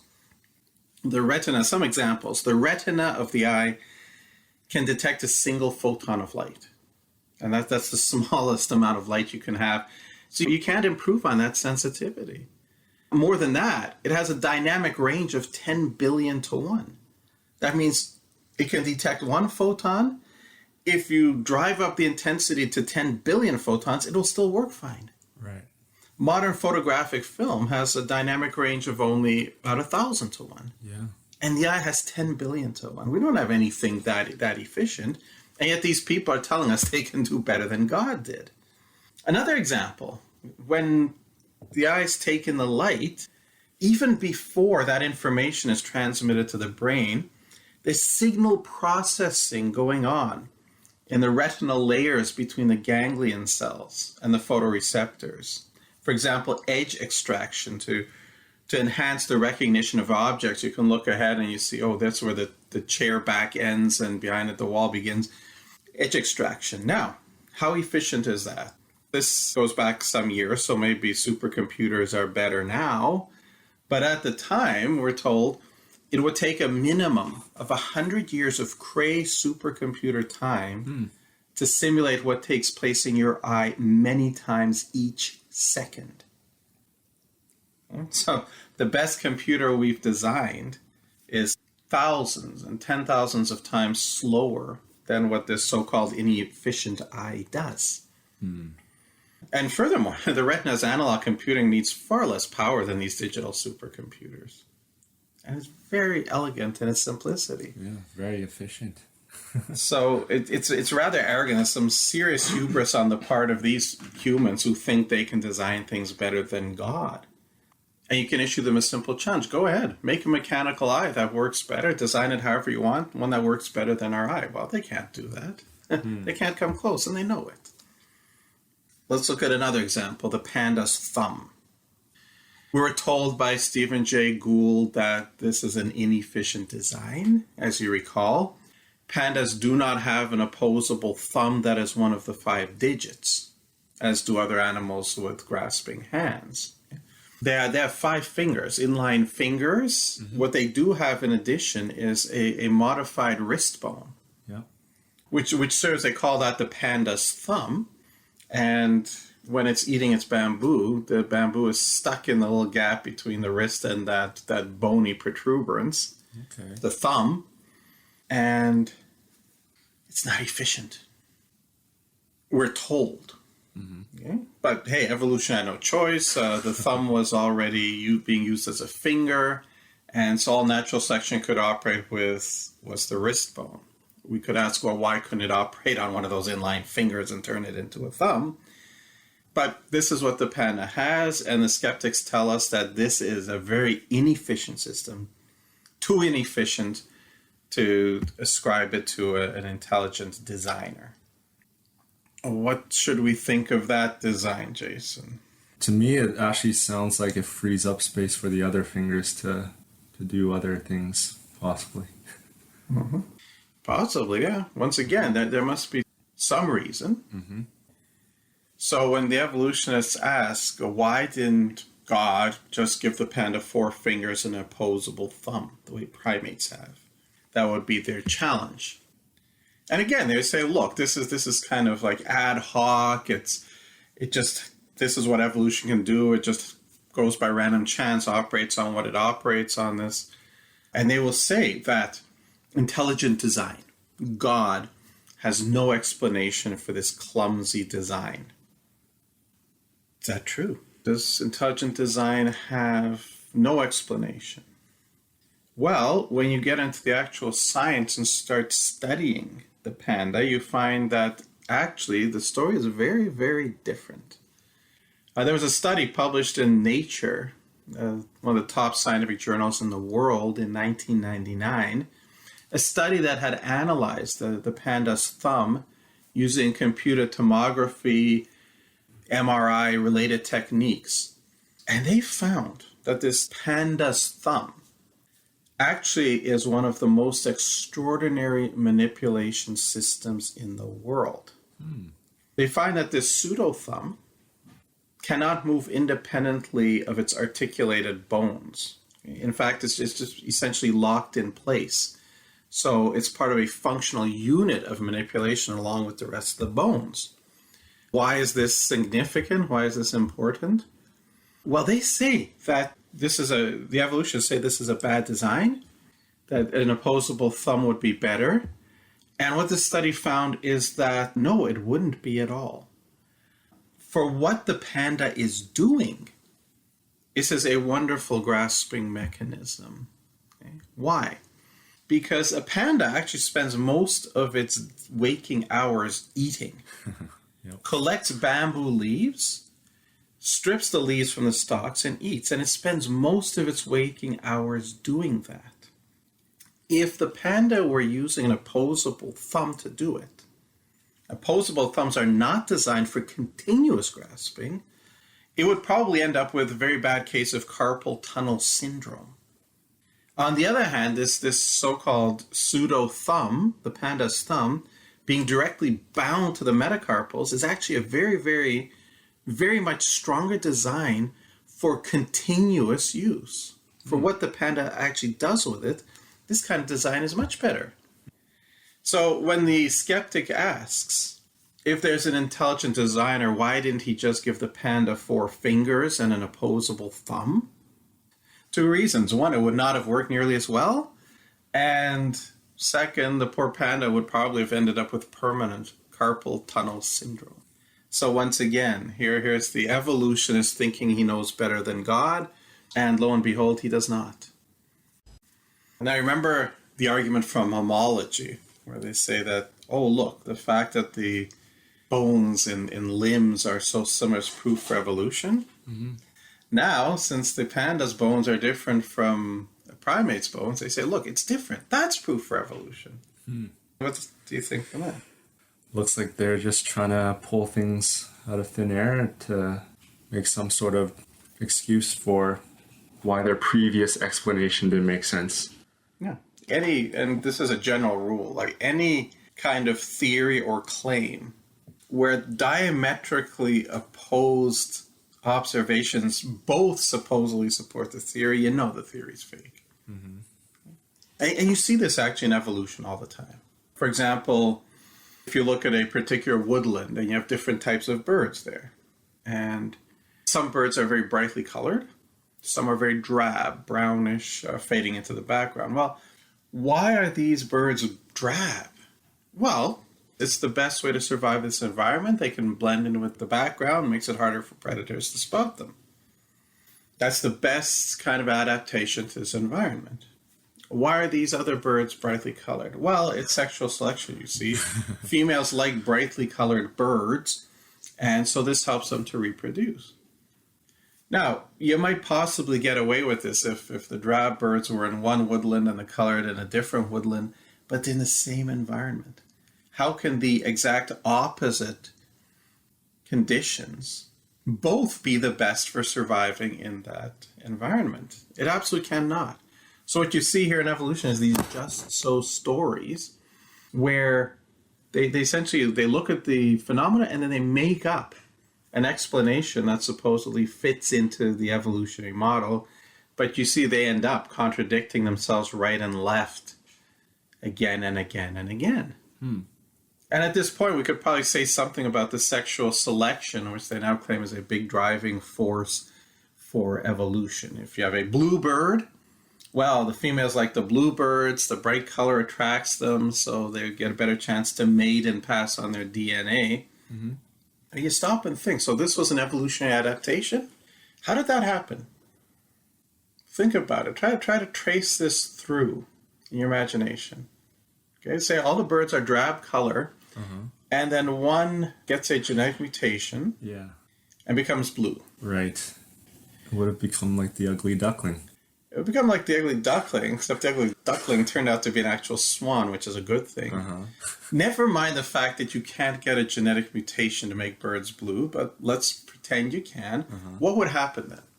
You got a worldwide population of, say, 100 million of these birds, and now you suddenly have one blue male. Now, the females mate with the males, so they mate with the drab-colored males. Why would they suddenly, oh, look, that one's blue. We like him better. Why would that happen? Just imagine if suddenly like one person came out like blue-skinned. Would we find that more attractive than normal humans? I don't think so. Yeah. So you would have to have some kind of genetic mutation to make a female like a bluebird better than a normal bird. What are the chances that these happen at the same time? And if the birds are spread all over the planet, what are the chances that they happen to be in the same locale where the one that likes bluebirds will actually see a bluebird? Right. Very, very unlikely. Yes. What will either happen is the female that evolved the traits to be attracted to blue birds will not mate with regular birds. She dies. The genetic trait is lost. The mutation is lost. The blue bird, well, all the female birds in his area, the drab female birds, are scared of him. They don't want to mate with him. And so the poor bluebird dies without ever passing on his DNA and his genetic mutation. That dies out. This is what would happen in real life. But what happens, they look at the fauna, they look, oh yeah, we have all these blue birds, and then we invent a fairy tale that sexual selection, female birds like bluebirds.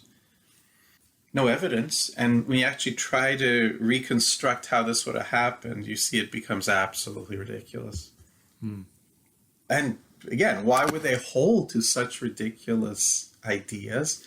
Because as we've said before, the one purpose of the theory of evolution from the beginning was to drive God out. That's the goal. And so they're going to hold on to the theory that they think allows them to do that, no matter what the facts, the evidence, the actual science says. But then they control the journals, the magazines, the schools, and so most people don't hear these facts. Mm-hmm. And they're told evolution is true and it's scientific, and you don't think about it, and you just accept it. And this is why it's important for the church to get these facts out to the general public so that they will not be fooled by this kind of thing. So that's pretty much, I would think, a rather comprehensive demolition of the theory of evolution. Definitely. Are there any points we have not yet touched on that you would like to touch on? Or anything that you might have encountered that we didn't think to cover yet? Any kind of proof offered? Not necessarily a proof for evolution, but one question that I have heard before and I have wondered as well is a bit of a side question, but how did so many animals fit in Noah's Ark if this was a true retelling of historical events? It actually wasn't as difficult as people think. Mm-hmm. People think that when Noah had to take the animals on board the ark, he had to take one pair or 7 pairs of all of the species. Mm-hmm. And they look at how many species of animals we have today and say, wow, millions. How could he possibly get them all on the ark? What we overlook is most of the species actually developed, as we talked, by selective breeding. Remember, you take the original population, you isolate it, yep, and by breeding within the subgroup that was only part of the genetic data, certain traits come to the fore and others are lost. Right.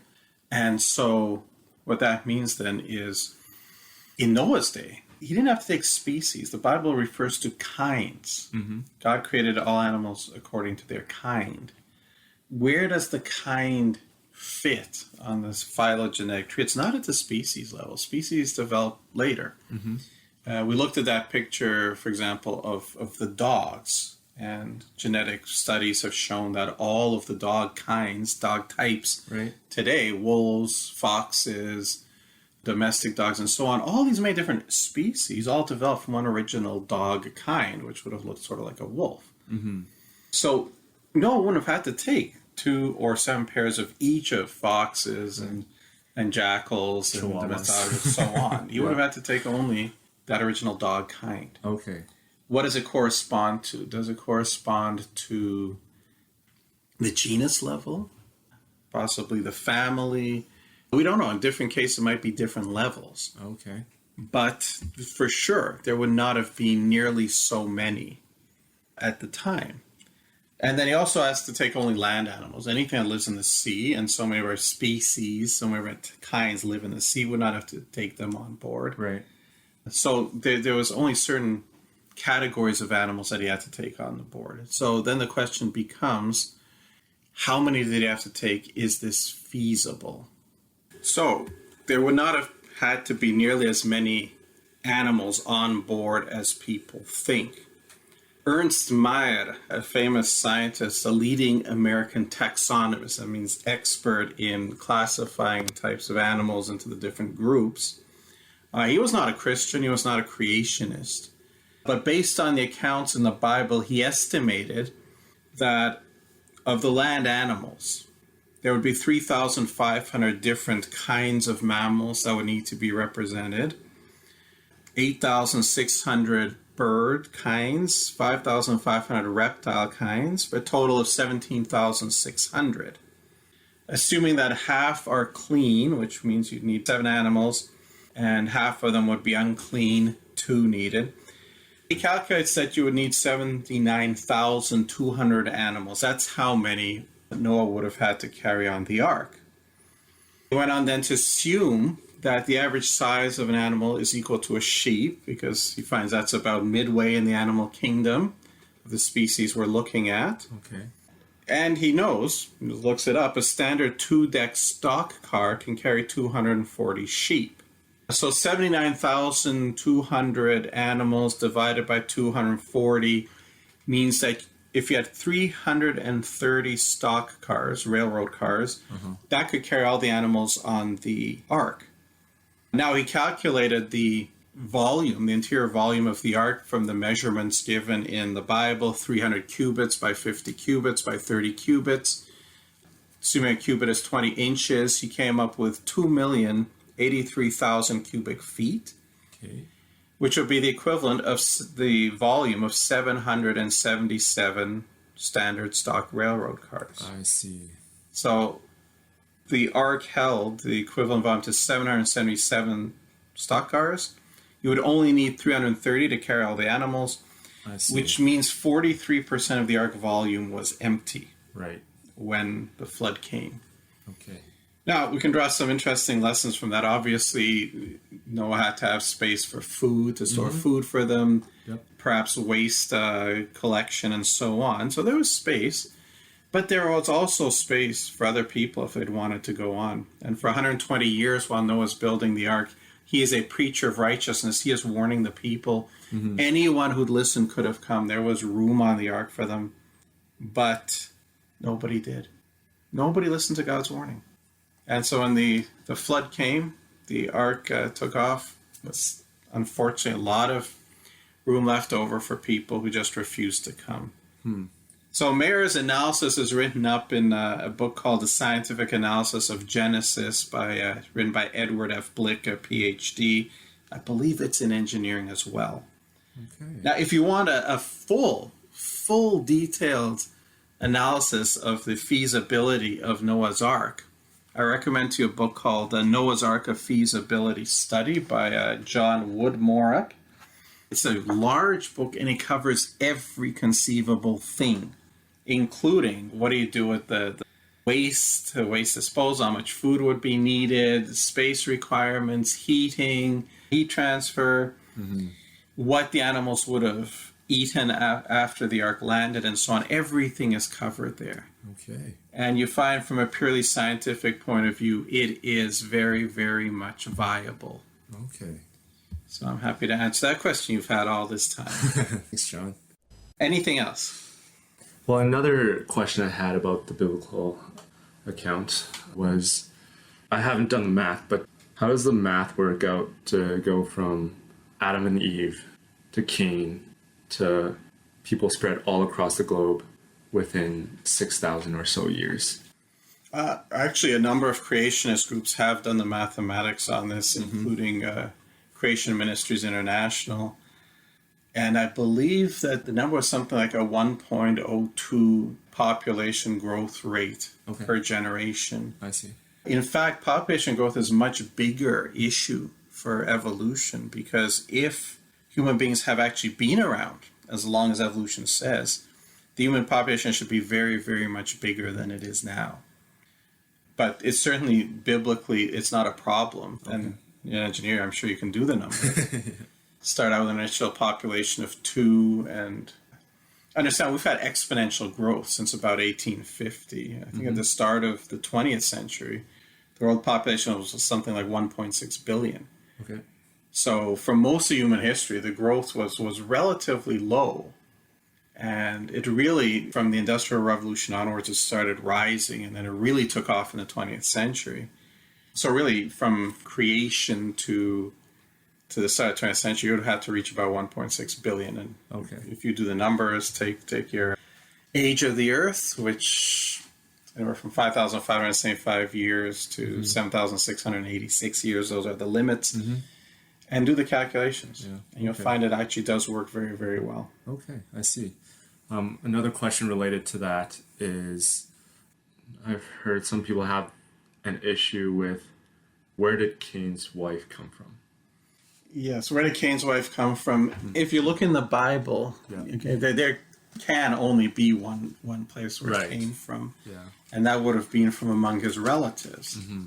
People say, well, there was just Cain and Abel, so where would he get them? Well, we actually know that Adam had sons and daughters. He didn't have just the ones that are mentioned by name. The Bible does tell us that Adam lived and he had sons and daughters. So Adam and Eve, who were told actually fill the earth, that's their mandate. They had 930 years or so to do it. They would have had a lot of sons and daughters. Okay. The story of Cain and Abel, we don't know how old they were at the time. We don't know how old Adam and Eve were at the time. We assume these were the first two sons and they were the only ones who were there. They might have been the first two, but by the time the murder happened, there might have been many, many other mature human beings who'd already spread out in the world, or at least in that area. Sure. I don't think they'd filled the entire world yet. And again, you could do the numbers, 930 years, how many could they have had? Sure. And yes, they would have had to draw their spouses from among their immediate relatives. Okay. Which to us seems to be a very ghastly idea. Right. And it is. And it's forbidden in the Mosaic law. And it's illegal in Western countries. Generally, why though? What is the problem with it? Why is it illegal? Because of birth defects that could occur. At least that's the biological side of it. Yeah, why? Why do birth defects or other kind of genetic defects, why do they occur? I'm not too sure about that. Well, generally, you have a mutation in a gene that causes some kind of problem. Fortunately, we have genes for each trait from mother and father. Okay. Usually the bad gene is recessive, which means you get one gene, it's not a problem because you got a good gene from the other parent. Right. The problem comes when you get the bad gene from both parents. I see. Okay. So when it's the same family, chances are much higher that you'll get a bad gene from both sides. Right. And yes, you'll get various kinds of problems. Mental deficiencies. Right. And you got a lot of that, unfortunately, happening in the royal families of Europe for a while because they tended to intermarry a great deal. Even in Abraham's time, Sarah was his cousin whom he married. But here's the thing, at the very beginning, you didn't have this massive genetic degradation in the human race. Okay. That's been built up across the centuries. At the very beginning, the genomes were pure. They might have started to degrade, but there would have been a long time to build that up to the point where it was an issue. I see. In those days, it wasn't. And perhaps there wasn't a sense of revulsion, and that developed later, and God's prohibition on it also came later. Okay. So it strikes us as strange, but that's how it had to have happened. Right. And once again, it's a bigger problem because for the evolutionist, because if you have these ape-like creatures and they're slowly becoming man, at some point an ape-like creature would have had to give birth to something that had crossed the threshold into man. Where does he get his spouse from? He's the only man on the planet. Yeah. Something they don't like to think about. Okay. Any other questions? And these are good ones because people do ask these all the time. Yeah. Any others? That's all that comes to mind for now. All right. If there are other questions, feel free to send them into Truth in My Days. We're going to look now at a related issue, which some Christians do try to separate, and that's the age of the earth. You look through Genesis, and God created the world and the life in it across 6 Earth rotation days.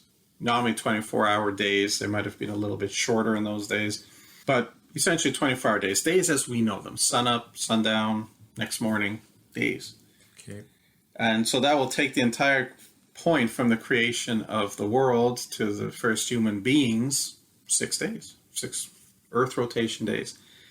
Evolutionists reject that. Evolutionists claim that, no, this happened across millions of years, billions of years. In fact, they'll tell you the Earth is about 4.6 billion years old. Yeah. The entire universe is about 13.6 billion years old. And we have all kinds of scientific proof for that, they say. And interestingly, there are a lot of Christians, I call them old Earth creationists, who reject the theory of evolution, who accept the Genesis account, but at the same time, they try to fit in old Earth. They try to fit in the idea that the Earth is 4.6 billion years. So I'd have to say then that Adam and Eve came along pretty much almost right at the end of that period. And the whole human history after that, it was just like a 0.0001% or whatever of the entire history of the earth. So God built an earth, and then for about 4.6 billion years did nothing with it, and then made Adam and Eve and all of history after that.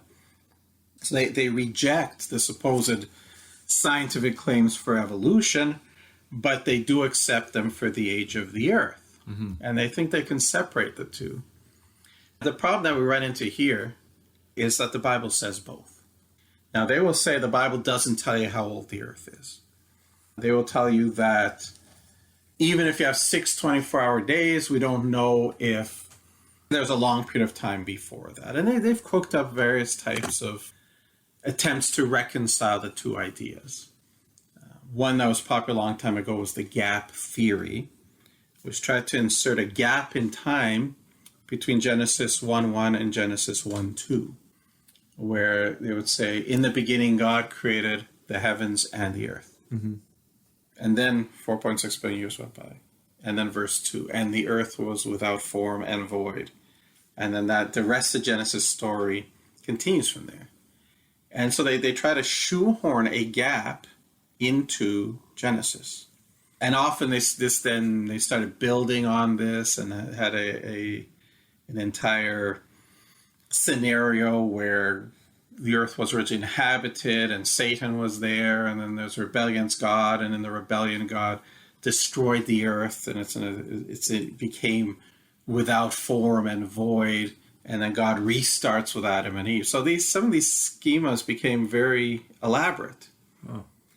And now you have a whole bunch of other ones from old earth creationists who will say things like Genesis 1 isn't really about creating 6 24-hour days. It's not even about creation. It's about God outfitting the earth as his throne. And you just have to understand ancient Near Eastern pagan literature to see that, because, the Bible's essentially it's just another piece of ancient Near Eastern pagan literature written by people who thought those ways, even though what they thought was we know to be incorrect now, but that's okay. Doesn't matter. A lot of different ways to try to fit the two together.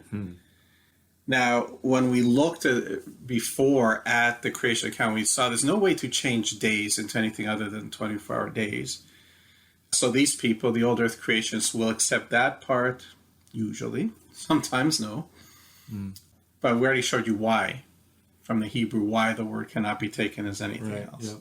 So some of them will try to, as I say, resort to something like a gap theory. I see. That also doesn't work, though. The Hebrew doesn't allow for that either, because if you look at the syntactical structure of the account, what you have is this won't mean anything to you probably, but a cal-perfect verb in the first verse followed by a series of what's called vayiktos, preterites. And that indicates an action followed by another action, followed by another action, followed by an action directly. No big gaps of time in between. Okay. It can't be written off as poetry either. The Hebrew syntax shows, or grammar shows that as well. But I have to know more about Hebrew than you do to get into details of that. Okay.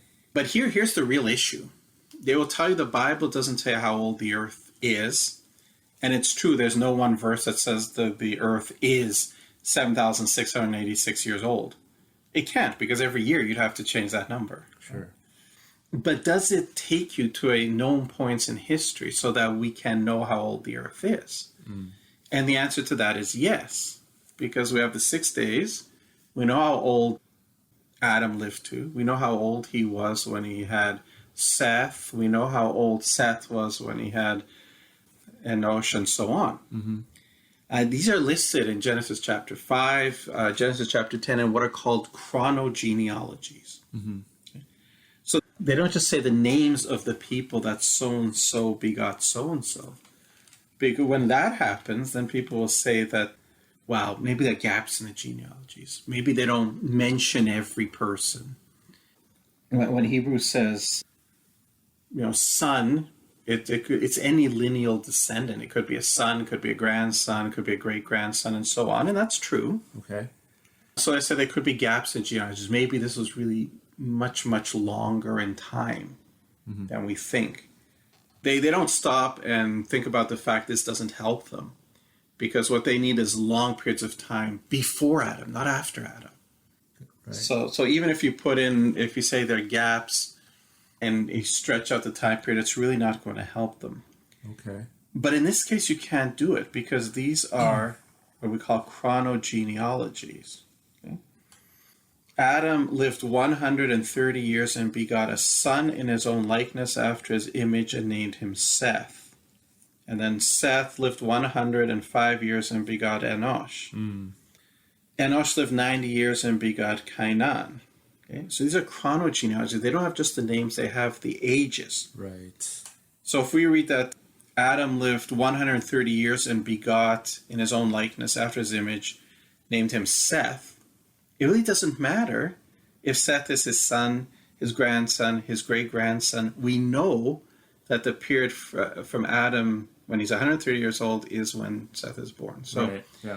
So these chronogenealogies that we have in Genesis, chapter 5 and then chapter 11, these will give you the total number of years going from the creation of the world all the way down to Abraham. And then after that, we know about the age of Aaron. There's details about his life story. We know how old he was when this happened, and his children, Isaac, Jacob, and so on, until they went to Egypt. We have the exact data for that. Then we're told how long they were in Egypt. Right.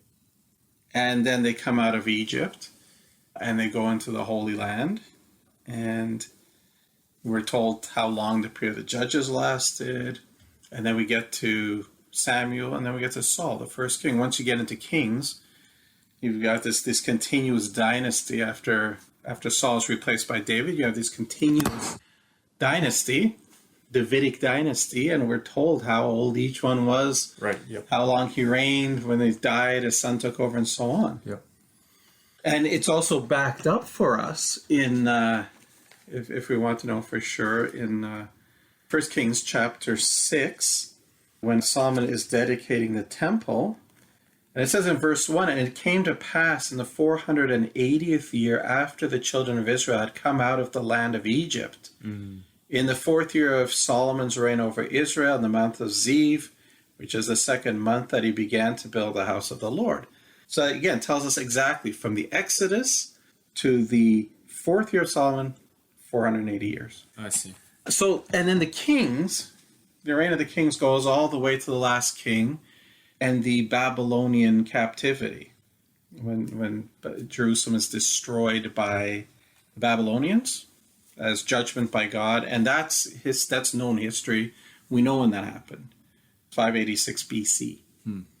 That being the case, now we have the total number of years from creation to 586 BC, which allows us then to calculate the age of the earth. I see. Now, there's certain bits of uncertainty here and there. For example, when he was 130 years old and he begot Seth, was he 130 years old in one day, 130 years old in 350 days? Sure. These could add up. Okay. In the manuscripts, there's sometimes some differences in the numbers. Two authors, Hardy and Carter, published a very detailed analysis of this in you'll find at Creation Ministries International, the biblical minimum and maximum ages of the earth. And the maximum, as of this year, 7,686 years. If you add in all of those uncertainties, what's the maximum possible? That's it. I see. So here your old earth creationists have a problem, because those numbers given in the Bible are every bit as much God-breathed as anything else in Scripture. So we can't ignore them. We have to accept them. Right? This is, according to the Bible, this is how old the earth is. And I'm not sure why we would want to not believe what the Bible says on it. I'm not sure why we think, well, we're going to believe the other things, but we're not going to believe this. Actually, I do know. They believe there's scientific evidence, more so than for evolution. There's scientific evidence that the earth is 4.6 billion years old. That's what we're told by the atheistic scientists. And then the question becomes, who are you going to trust more? Do you remember where Jesus said that a man cannot serve two masters. Either he will love the one and hate the other, or else he will be loyal to one and despise the other. You cannot serve God and mammon, riches. You remember he said that, right? Yeah. But it seems to me that's a gnomic truth. It applies to God and mammon, but it applies across the board. You cannot serve two masters. You're going to have to choose one or the other. At the end of the day, when the Bible says one thing and science says something different, or you think science says something different, you have to choose what you believe. To me, if we believe the Bible is the Word of God, if we believe it's God breathed, we believe God gives that information to us, and God is the Creator, then I'm going to have to go with that, okay? Even if science says something different. But at the same time, since I understand science, I think science doesn't really say something different. Science properly done should, in fact, agree with the Bible. And it does. But the purpose here, again, as we said, as we showed that quote from Professor Larson, the goal was always to get rid of God, and to do that by undermining the Bible. Science does not, in fact, indicate the Earth is 4.6 billion years old, despite how widely held that idea is.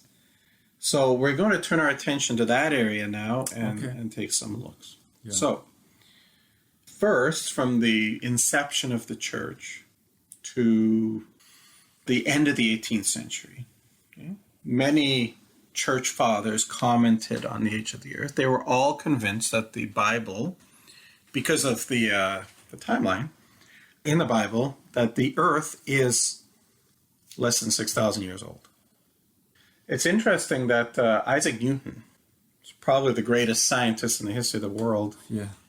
He once did some calculations on the Earth, assumed an initial temperature for it, and calculated how long it would take to cool down to its current temperature. Now, you're obviously going to have some assumptions in there, but he did this calculation, and he calculated that the Earth was 50,000 years old. Not billions, but well outside the range of the Bible. What do you think this greatest scientist did when he came to that conclusion?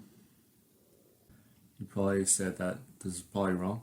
Yeah, exactly. Yeah. He said, look, I don't know where I made my mistake, but I must have made a mistake somewhere, because the Bible says differently. Yeah, he was a very devout believer. And he was the greatest scientist in the history of the world. Yeah, I would agree with that, yep. And scientists who are not fit to carry his sandals today, professing to be Christians, take what atheist scientists say and say, yep, we're going to toss what the Bible says.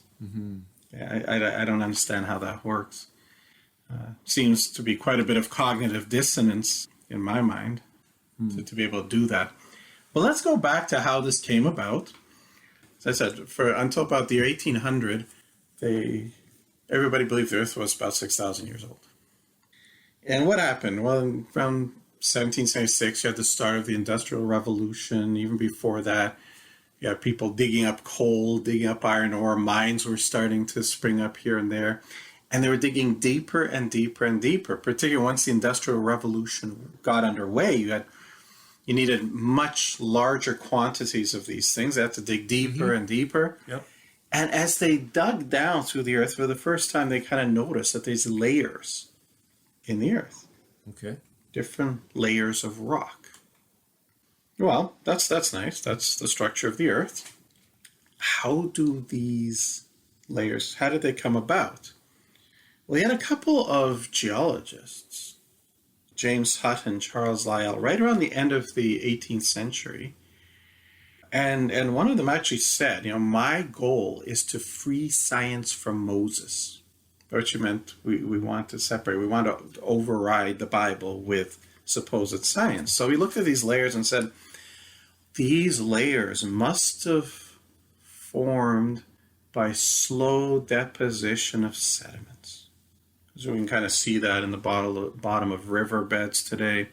And what we see now must be all that ever happened in the past. The expression was, the present is the key to the past. And if we see these slow deposition of sediments in rivers, well, that must be how these layers came about. Now, that's a very, very slow process, and therefore it must have taken millions of years to happen. Now, at first, it wasn't even millions of years. It was tens of thousands, and then eventually grew to hundreds of thousands, and then millions, and then tens of millions. Okay. Whatever they needed to make evolution work. And that's an approach called uniformitarianism. And uniformitarianism is an assumption.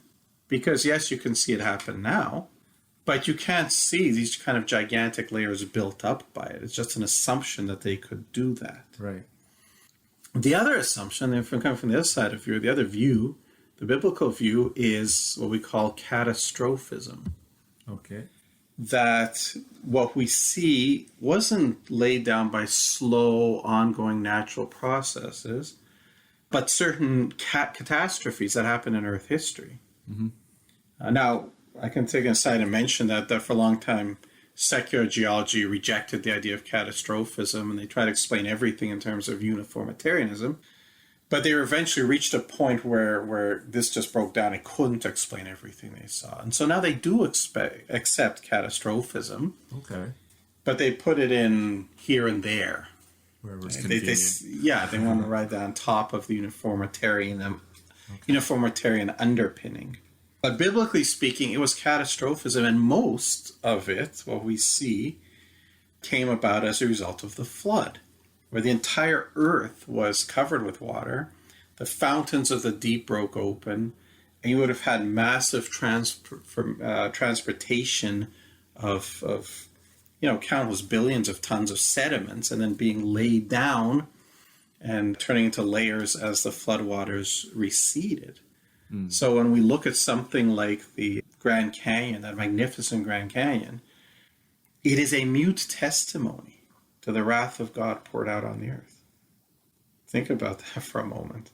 Think about the awesome power of that God that we do not want to be annoying. That we do not want to set off his wrath, do we?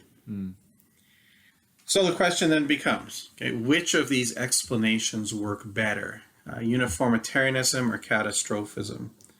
Well, there's a number of reasons to indicate that catastrophism is the correct explanation. Uniformitarianism doesn't work. And there's an awful lot that could be said about this, but I'll just give you a couple of points. Okay. When we look around the world, look at these layers. Okay? In many of them, what we see is severe bending. The layers are not flat and level. They'll dip down, go up into curves that are almost like hairpins. Okay. Now, here's the problem. If uniformitarianism is right, each of these layers must have been laid down separately and across a long period of time. It must have hardened, turned to stone, before the next layer is laid down. By the time you have 3 or 4 layers laid down, they should all have been stone. Now, imagine you have a few flat layers of stone and you try to bend it. What's going to happen to them? Trying to bend a few layers of stone? Yeah. It'd be very difficult to. Yeah, but suppose you're really, really strong, like myself, for example, or Yeah. Tarzan, and you can do that. What's going to happen? They would crack. They would crack, and they would break. They're brittle, right? Yeah.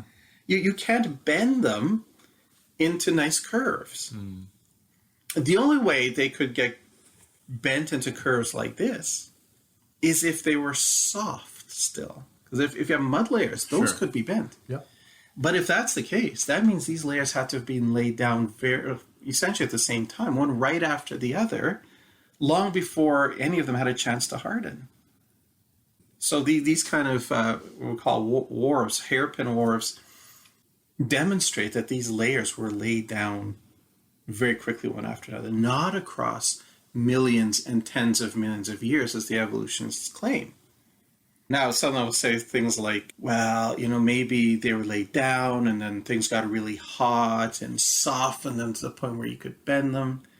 The problem is if you heat them to that level, they change form. They become metamorphic. They're no longer sedimentary rocks. Right. Yep. Okay, so if you have sedimentary bent layers, then sorry, those had to have been laid down one right after the other. And we have them all over the place. And another one I'm going to show you is what's called polystrate fossils.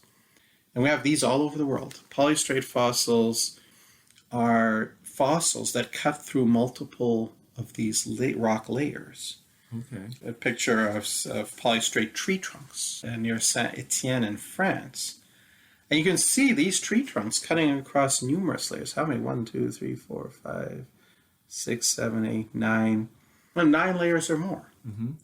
Now, according to the uniformitarian model, how did this happen? Well, you had a tree trunk, and sediments are slowly depositing at the bottom level. Okay, and that takes millions of years. Okay. And then you get a second layer. Okay. I see.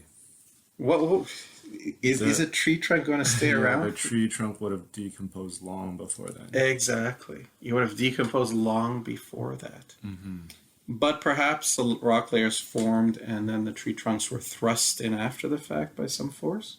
Wood is not stronger than rock. Yeah, so. you can't really do that. And even if you could, if you look at the pictures, you would notice cracking, wouldn't you? Like broken layers and cracking around where the tree went in. Mm-hmm. But there isn't any. So once again, what the polystrate fossils show is that these layers were actually laid down very soon, one after the other. Right. Now, the flood would have done this. As sediments are being carried, broken trees are being carried, you can see as they're settling down, you could get this kind of phenomenon. Okay. And in laboratories, it's already been shown, actually, when you have sediments being carried by water, they tend to self-separate into layers based on things like mass and density and so on. Okay. So this is very, very consistent with the flood model. Can't be explained by uniformitarian principles. So what do you think the old Earth people do with these things? They try to come up with some explanation. Yeah, take a guess what explanation they come up with. I have no idea. This is the explanation. Oh, wherever you see these polystrate fossils, yeah, there it was quick. There the layers were laid down quickly. Everywhere else they were laid down slowly. Okay. Okay, and that's a logical fallacy called special pleading. Okay. Once the evidence shows that it had to be laid down quickly here, where's your evidence that it was laid down slowly elsewhere? They have none. Okay. But they're saying, oh, we should have special explanation for these ones over those ones without giving good and sufficient reason for it. And that's a logical error, as I said, called special pleading. Okay. Now, another problem for the evolutionary models was called out-of-sequence fossils. Now, if these layers were laid down slowly, they should follow geologic time. You should have the most primitive organisms in the earliest layers, and as you move to higher layers, you should have the more advanced, more evolved organisms. Mm-hmm. And they should be in this evolutionary sequence as you go up through the layers. You shouldn't have what's called out-of-sequence fossils of organisms in layers before they were supposed to exist. This is so significant that in that debate, that high-profile debate between Bill Nye, the science guy, and Ken Ham, the director of Answers in Genesis, Bill Nye said, I think at least twice, that the main reason he believes in evolution is this, that the fossils are always in the right order. And he said, if you show me one out-of-sequence fossil, I will convert here and now. He actually said that, and I was saying, do it, Ken, give him some, and then challenge him and see what happens. Because there are many of them. Oh, okay. And unfortunately, Ken let him wriggle off the hook. He didn't do that. But I would have hit him with that right away. Now, Stephen Austin, working with, I think, ICR, has documented over 200 out-of-sequence fossils just in the United States alone. And sorry, what is ICR? Institute for Creation Research. Okay. Now, we've already actually looked at one out-of-sequence fossil. Right, yeah, earlier. the Laetoli footprints. The Laetoli footprints. Yeah. Okay? According to their reasoning, you should not have modern human footprints in a layer 3.6 million years old. That's an out-of-sequence fossil. And what they did, you remember what they did with it? They buried it. Yeah, and they said who made it? Ancestors. Yeah. The Australopithecus, right? Yeah. And they know that that's not true. So when they say, look, you show me one out-of-sequence fossil will convert, they won't. They probably know that there are many of them. And they try to find ways to explain it away. But no matter how many you find, they're not going to convert. Okay? The Laetoli footprints should have ended any kind of story of human evolution, and it didn't. And there are other examples. The coelacanth, for example. This was supposed to be a primitive fish, and I think we talked about this as well. So, yeah. Because this is the one they told us died out 65 million years ago with the dinosaurs. And this was an intermediate form that used its little fins to walk on the ocean bottom. And it died out, right? You shouldn't find any in modern layers. Well, not do we find them in modern layers. We found actual living ones. Mm-hmm. So they're certainly out of sequence now. And they didn't use their fins for walking on the ground. And they weren't intermediate forms. Mm. So what do? I said, coelacanth didn't die 65 million years ago. He lived to now, so it's not out of sequence. And everything keeps getting spread out to accommodate the discovery. So it's an ad hoc dodge to get around the problem. Wollemi pines, these are supposed to evolve long after the Jurassic period, but we found them now in Jurassic layers. Okay. One of the most interesting ones are pollen fossils. Pollen fossils? Pollen. Yeah, okay. Flowering plants use pollen as part of their reproduction. Yeah. And flowering plants supposedly evolved long after. Long after like, the age of the dinosaurs. It's mostly ferns and stuff. You shouldn't find fossil pollen in Precambrian rock, which is the oldest layer of rocks that we have, and yet they've been found. The Roraima Formation in Venezuela, and they even found some in the Grand Canyon. Okay. So this is as out of sequence fossil as you can get. And yet they still will not change their minds. So why though? Well, they insist that, we have scientific proof that the Earth is so old. We have scientific proof that the Earth is 4.6 billion years old. People will tell you that if you stop them on the street. But then if you ask these people, really, what evidence has convinced you of that? How many of them do you think could give you an answer? Probably not a lot. I probably would have said the same thing and wouldn't have been able to provide any. Well, you probably could have pulled out some if you really tried. Talk a little bit about fossil layers, but apparently doesn't work. Another thing might be radiometric dating. Yeah, exactly. There are a few that come up, and fossils is one of them. But we've looked at the fact that fossils don't actually prove that. I think that we have talked about fossils. The idea is that it takes so long to make them, and we've looked at the fact that, in fact, you can make them quite quickly. Yeah. You can fossilize chicken bones in the lab in 5 or 10 years. Yeah. The other one that usually comes up is carbon dating. Mm-hmm. And carbon dating is when 2 carbon atoms go out for dinner in a movie, right? No. Well, you would think no, but for most people, ask them what exactly is it, they couldn't come up with a better answer than that. Okay. They don't really know. They don't know what the method is. So when they say that, ask them, okay, how does it work? What is it? How does it work? And most of them just look at you funny. They have no idea. And yet they're convinced that the Earth is 4.6 billion years old because carbon dating says so, and we won't question that. We have no idea how it works. We have no idea if it's reliable, but we'll accept it. So here's what you need to do is look at the method and find out, does it really work? When somebody says carbon dating or carbon-14 dating is used to date the Earth to 4.6 billion years, you know already they don't really know what they're talking about. Carbon dating is one method of what's called radiometric dating. Mm-hmm. But carbon-14 dating is not used to date the age of the Earth. It's supposedly accurate only to about a maximum of 50,000 years. Oh, okay. So other types of radiometric dating is used. And I see. By radiometric, we mean radioactive substances that decay. Right. Okay? You know that radioactive substances are unstable, the nucleus. Yep. And they break down. Yep. Actually, you're an engineer. Why don't you explain to our audience what radioactivity is? So basically how we measure the decay of radioactive particles is something called a half-life. So every period of length in time, the amount of that substance decreases by half. And then again, after that same period, it decreases by half again, and then half again, and then half again. So to do that, you have to assume a starting amount of that substance.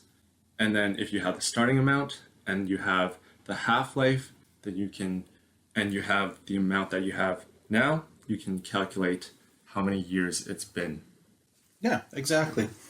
Radioactive substances are unstable. The nuclei are large. They want to become stable, and they do that by kicking out particles or radiation.